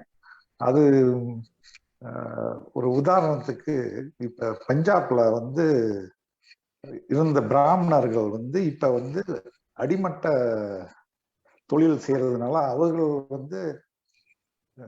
நில கூலிகளா இருக்கிறதுனால அவங்களுக்கு அந்த வர்க்கத்துல அவங்க அடிமட்டத்துல இருக்கிறாங்கன்றத இப்ப சொல்றாங்க. அதனால இப்ப இந்த என்னோட கேள்வி என்னன்னா, இந்த கட்டமைப்பு தொடர்ந்து ஒரே அமைப்பா இருந்திருக்கா, இல்ல மாறி மாறி யாருக்கெல்லாம் செல்வாக்கு அதிகமாகுதோ அவங்க முன்னுக்கு வராங்களா இந்த கட்டமைப்புல? அதுதான் என்னோட கேள்வி. மிஸ்டர் அரசியல், நீங்க அதுக்கு பதில் சொல்றீங்களா? இந்த கேள்விக்கு பதில் சொல்றீங்களா? இது ஆக்சுவலா அவர் சொல்றது அது horizontal stratification. I am telling the horizontal stratification there is no problem. It is a vertical stratification that started giving us a problem. ஏன்னா horizontal stratification was already very clearly in place with knowing that யார் மேல போறாங்க யார் கீழே போறாங்கன்னு டயத்தை பொறுத்து இருக்கு, அது வேற விஷயம். Whereas this Valangai Idangai was started in 11th century and completed in 8th century. After 18th century, 19th century onwards, there is no question of Valangai Idangai. இது வரைக்கும் கிடையாது. இப்போ கூட யாருக்குமே தெரியாது Valangai Idangaiன்னா யாருக்குமே தெரியாது. If you go and ask them, I have gone to Berichetti's family and asked them, their descendants are still living. But அந்த மாதிரி ஒண்ணுமே அவங்களுக்கு தெரியல. They have no idea also. That means it was a very, very short-lived. I mean, if you take the India's history of thousands of years, over a period of over 3 to 4 years தான் இது maximum இருந்தது. But started in சோழர் காலம், but மறைஞ்சு போயிட்டு அதை பத்தி ஒண்ணுமே இருக்கல, அதுல சீரியஸ் ஆனது இல்லை. அதுக்கப்புறம் அதுக்கு தொடர்ந்து இருந்திருக்கு. ஆனா அதை இப்ப பிரெண்டா பெக் இப்போ கனடால இருக்காங்க. அவங்க ரொம்ப ஈஸியா சொல்லிட்டாங்க. அது I don't think what she said is correct. அதாவது யாரெல்லாம் பெரிய வேலை செஞ்சிருந்தாங்க அவங்களாம் அவங்க எப்படி இருக்கல, ஏன்னா மாறிட்டே இருந்தது, வலங்கை இடங்கை மாறிட்டே இருந்தது. அதனால there is no strict rules as to who is the right hand, who is the left hand. அதாவது I hope you understand the horizontal stratification very clearly classified castes. Vertical stratification is not clearly classified. It is இந்த பக்கத்துல இருந்து அந்த பக்கம், அந்த பக்கத்துல இந்த பக்கம் போயிட்டே இருந்திருக்காங்க. அதனால்தான் முதல்லயே நான் சொன்னேன், எந்த டயத்துல யார் இம்பார்ட்டண்டா இருந்தாங்களோ அவங்க they became வலங்கை. So what was வலங்கை at one point of time became இடங்கை after some time. அதனால அதை நம்ம சொல்லுவோம். ஏன்னா நீங்க நினைச்சு பாருங்க, இப்ப how can தேவரடியார் be known as வலங்கை or இடங்கை? அவங்க தொழில் ஒண்ணுதானே எல்லா இடத்துக்கு போனாலும். They were dancing girls of the temples. அவங்களுக்குள்ள எப்படி வலங்கை இடங்கைன்னு வந்தது, அவங்களுக்குள்ள எப்படி யார் வலங்கை யூஸ் பண்ணலாம்னு அந்த டயத்துல யாருக்கு இம்பார்ட்டன்ஸ் இருந்தோ அவங்க they became வலங்கைங்கிறது தான் என்னுடைய opinion. I may be wrong, but this is my conclusion.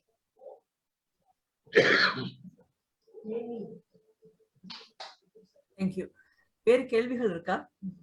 நன்றி. நன்றி. நிச்சயம் இந்த டாபிக்ல வந்து பல்வேறு வகையான கேள்வி இருக்கும் இல்லையா? தயங்காம கேட்கலாம். நீங்க கேட்க சிரமப்பட்டா நீங்க டைப் பண்ணலாம், அந்த மெசேஜ் நீங்க கொடுக்கலாம்.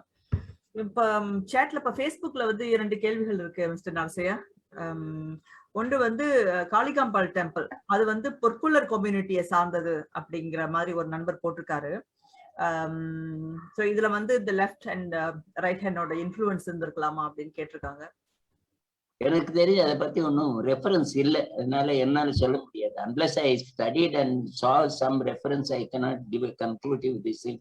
அதை பத்தி ஒண்ணுமே வரல இதுல. ஏன்னா காளிகாம்பாள் டெம்பிள் வந்து Kalikambal temples culture is different from நம்ம டெம்பிள் முதல்ல இருந்து. It is north Indian oriented temple, it is not south Indian oriented temple. அதனால அந்த culture was different. If you see Shivaji, why he visited only Kaligambal temple and not Kapalishwar temple, you could கேட்கலாம். But that is a different issue. அது வந்து it is a North Indian oriented temple, whereas others were all South Indian oriented temple. அவ்வளவுதான் எனக்கு தெரிஞ்சது. I am not saying I am the authority on that, but as far as I know, there has been no problem like that because and it was controlled differently altogether. Okay. எப்போது பிராக்டிஸ்ல இருந்து முடிஞ்சது mister நரசியா? அதாவது இந்த left hand right hand அப்படிங்கிற அந்த classification அப்படிங்கிறது எப்போது ஆபீஷியலா ஃபார்மலா வந்து எப்போது அதை வந்து நிறுத்தினாங்க? இந்த மாதிரியான ஒரு கிளாசிபிகேஷன் வேண்டாம் சொன்னேன் இல்லையா, it is a matter of convenience. So when the convenience was not there anymore, it automatically ceased to exist.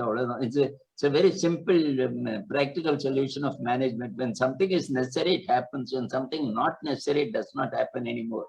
இது வந்து it was necessary at that point of time. ஏன்னா நான் சொன்ன மாதிரி it is not homogeneous people who lived in Madras. Whereas Tiruvatiur had homogeneous lot. South Madras had homogeneous lot. இங்க வந்தவங்க பூரா வெளியில இருந்து வந்தவங்க வணிகத்துக்காக வந்தவங்க, ஏதோ ஒரு இதுக்காக வந்தவங்க. இப்ப துபாயில இருக்கிற மாதிரி all kind of people come to Dubai to do business. So the culture is altogether different from பக்கத்து நாடுகள்லேயே துபாய்க்கும் culture you can see there is such a lot of difference. So அது மாதிரி இந்த இடமே ஒரு இட்ஸ் வணிக ஸ்தலம் ஆயிடுறதுனால அதனுடைய இம்பார்ட்டன்ஸ் வாஸ் டிஃப்ரெண்ட். ஊபர் இப்போ Linghi Chetty when he was ruling, he was whatever he said was correct. When he lost all his money, he was kicked out very badly. In fact, he had no respect anywhere. அதுக்கு என்ன செய்ய முடியாதுன்னா it's a question of who ruled. அந்த ruling was in the hands of merchants. Who was doing very good actually சொல்லணும், இந்த வீரண்ணான்னு ஒருத்தர் இருந்தார். In fact, there is a saying, I have seen it in report, while the Britishers ruled from within, Veeranna ruled from without னே அங்க ஒரு statement இருக்கு. ஏன்னா what he said was going on, அவ்வளவுதான், ஒண்ணும் பண்ண முடியாது அவர் because all the trade was in his hand. அதனால what we see is the importance was given according to at that particular time who was important. It kept on changing. 19th suddenly it disappeared. After 19th century, you don't find anywhere any mention of right hand left hand cause at all. இப்ப கூட யாருக்கும் தெரியாது.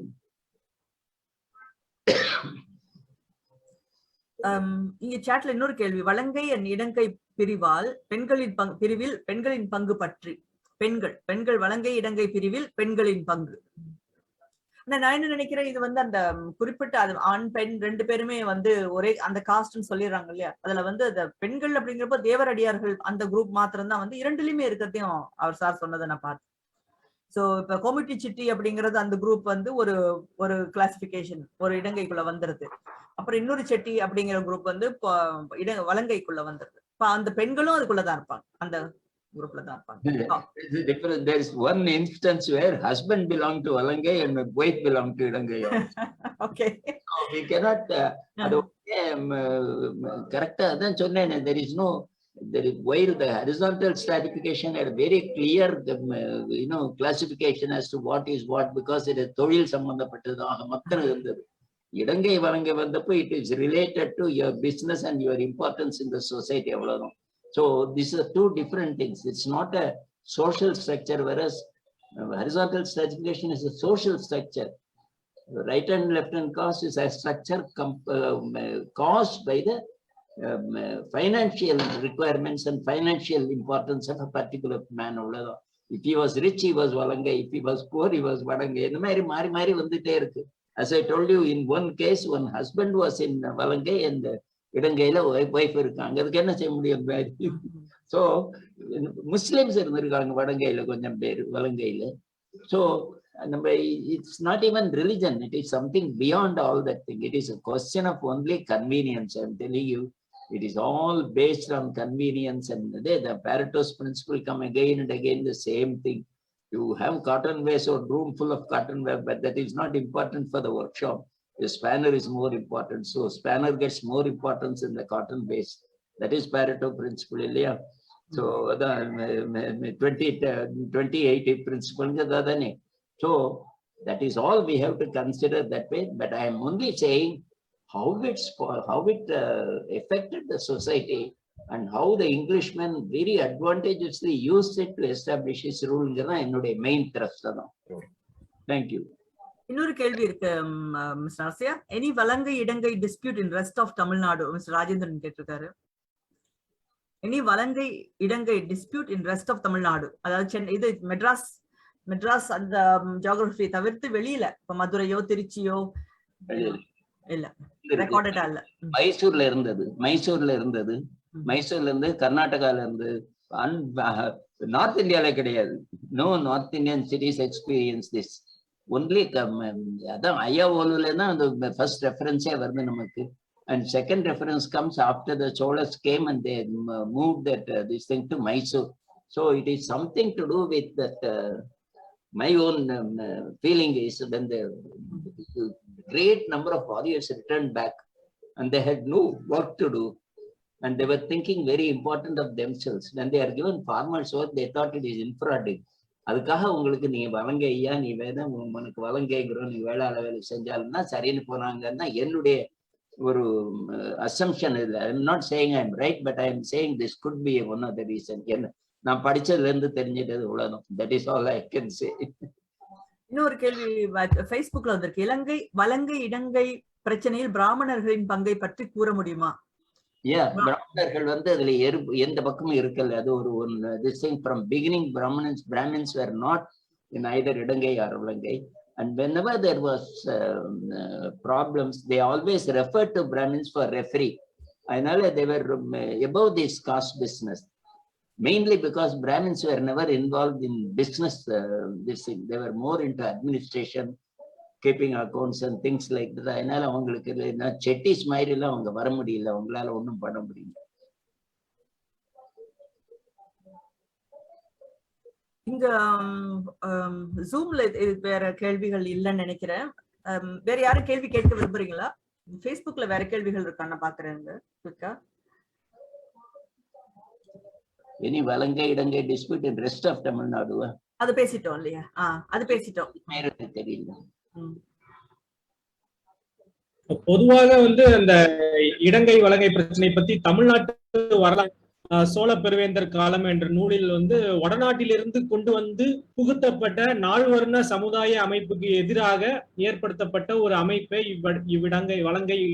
இடங்கை வலங்கை சாதி பாகுபாடு என்னும் ஒரு சில வரலாற்று ஆசிரியர்கள் கருதுகின்றனர் அப்படின்னு சொல்லி கீற்றுன்ற இணையதளத்துல போட்டிருக்காங்க. வர்ணாசிர அமைப்பில் பிராமணர்கள் பெற்ற தனி உரிமைகளை கண்டு மனம் புழுங்கிய பிராமணலாதோர் ஒன்று கூடி தாங்களும் அரசனிடமிருந்து பல்வேறு உரிமைகளை பெறுவான் வேண்டி வித அமைப்பை தோற்றுவித்திருக்க கூடும் என கருதப்படுகிறது. எனினும் இச்சமுதாய பிரிவுகள் எங்கனம் தோன்றின என்பது இன்னும் ஒரு புதிராகவே இருக்கின்றது அப்படின்றது தமிழ்நாட்டு வரலாறு சோழ பெருவேந்தர் காலம் அப்படின்ற நூல்ல இடம்பெற்றிருக்கிறதா இந்த கீற்று இணையதளத்துல போட்டிருக்கு. பல்வேறு கருத்துக்கள் இதை பத்தி இந்த இலங்கை வழங்கை பற்றி செய்திகள் வந்து அந்த கல்வெட்டுகள் அது மாதிரி நிறைய விஷயங்கள் அதுல போட்டிருக்கு. இலங்கை வள பிரச்சனையை குறித்து வரலாற்று குறிப்புகளும் கல்வெட்டு செய்திகளும் சொல்லப்பட்ட சில செய்திகள் கவனிக்கத்தக்கவையா உள்ளன.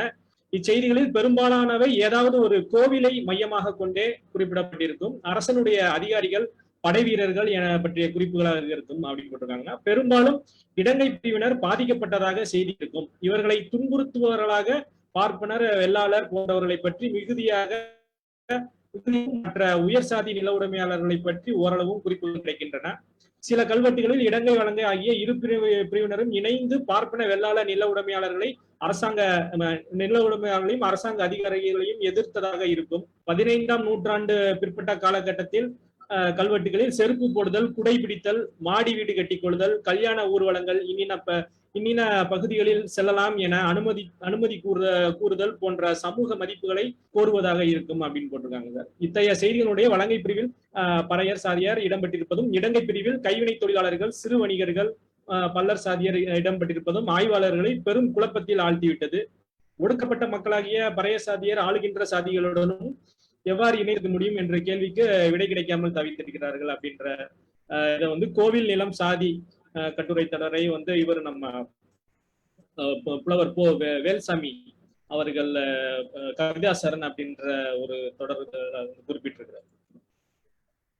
கரெக்டா அவங்க சொல்றது வேற ஜென்ரலா சொல்றாங்க. பட் என்னுடைய தலைப்பை பாத்தீங்கன்னா நான் மெட்ராஸை பத்தி தான் மெயினா அது பேசிட்டு இருக்கேன். இதுல நாட் டாக்கிங் பட் அதர் தமிழ்நாட்டு மெட்ராஸ் காலத்து ஆங்கிலேயர் காலத்தில் மெட்ராஸில் இருந்த குழப்பங்களைத்தான் நான் பேசினேன் ஒழிய ஜென்ரலா மொத்தம் தமிழ்நாட்டை எடுத்து பேசல. அதனால அந்த விஷயம் ஒண்ணு.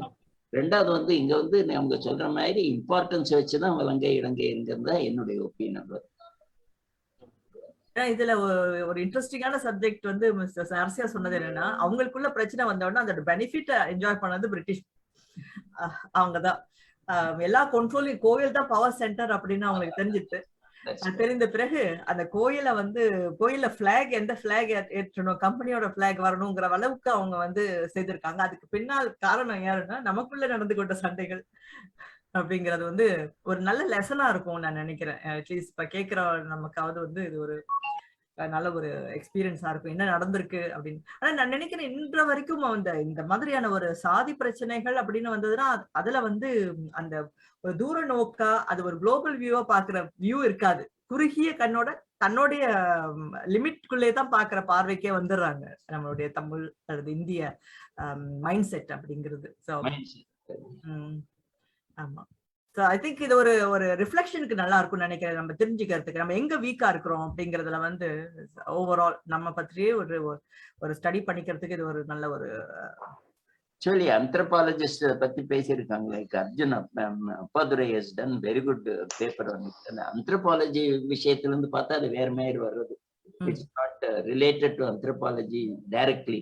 அது என்ன அது மாறி மாறி வந்துட்டே இருக்கிறதுனால அதுல வேற in horizontal stratification there is certain amount of anthropology into that. அந்த மாதிரி இருக்கிறதுனால தான் நான் என்ன இது ஷார்ட் லிவ்டுங்கிறப்பவே என்ன தெரியுது நமக்குன்னா it is not a issue that is total society's advance காட்டப்புங்கிறது மாதிரி இல்லை. அந்தந்த டைத்துல அந்தந்த விஷயத்துல எதுக்கு இம்பார்ட்டன்ஸுங்கிறத வச்சுதான் அவங்க பண்ணியிருக்காங்க. அவ்வளவு temple it is not only in India, even in UK the same thing. When you know what happened, I was living in Belfast, I know whatever doing in Catholic and Protestant. So everything is rotating around one point, that is where the power point is, power center is there. Once you catch the power point, power is yours. English kara. And two things he understood. One is where is the power center. Two is what is the great weakness of it. Made use of it. வேறு கேள்விகள் இருக்கா? தேவி, நீங்க கேள்வி ஏதாவது கேட்க போறீங்களா? மியூட்ல இருக்கிறீங்க ரொம்ப பேர். நீங்க அன்மியூட் செய்துக்கலாம் கேள்வி கேட்க விரும்புனீங்கன்னா.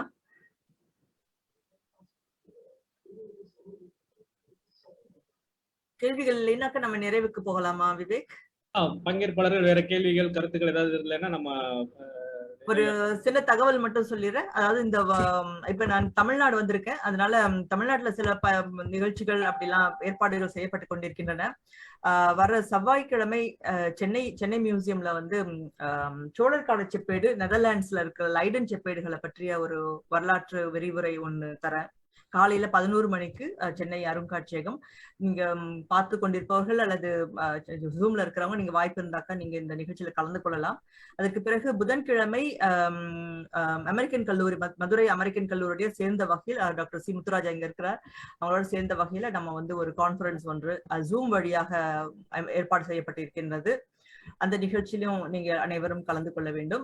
பிறகு நம்மளுடைய மாத சஞ்சிகை திணை இந்த வாரம் வெளியிடப்படும். அதுல வந்து நம்மளுடைய ஆக்டிவிட்டிஸ் எல்லாமே தகவல்கள் எல்லாம் வழங்கப்படும். ஒவ்வொரு வாரமும் ஞாயிற்றுக்கிழமையில வந்து மாலை 5 மணி அல்லது காலை 11 மணிக்கு இந்த மாதிரியான ஒரு ஆய்வுரை நிகழ்ச்சி நடக்கும். உங்களுடைய நேரத்தை ஒதுக்கி வந்து கலந்து கொள்ளுங்கள். நன்றி. நன்றி, எல்லோருக்கும் நன்றி. நல்லது. இன்று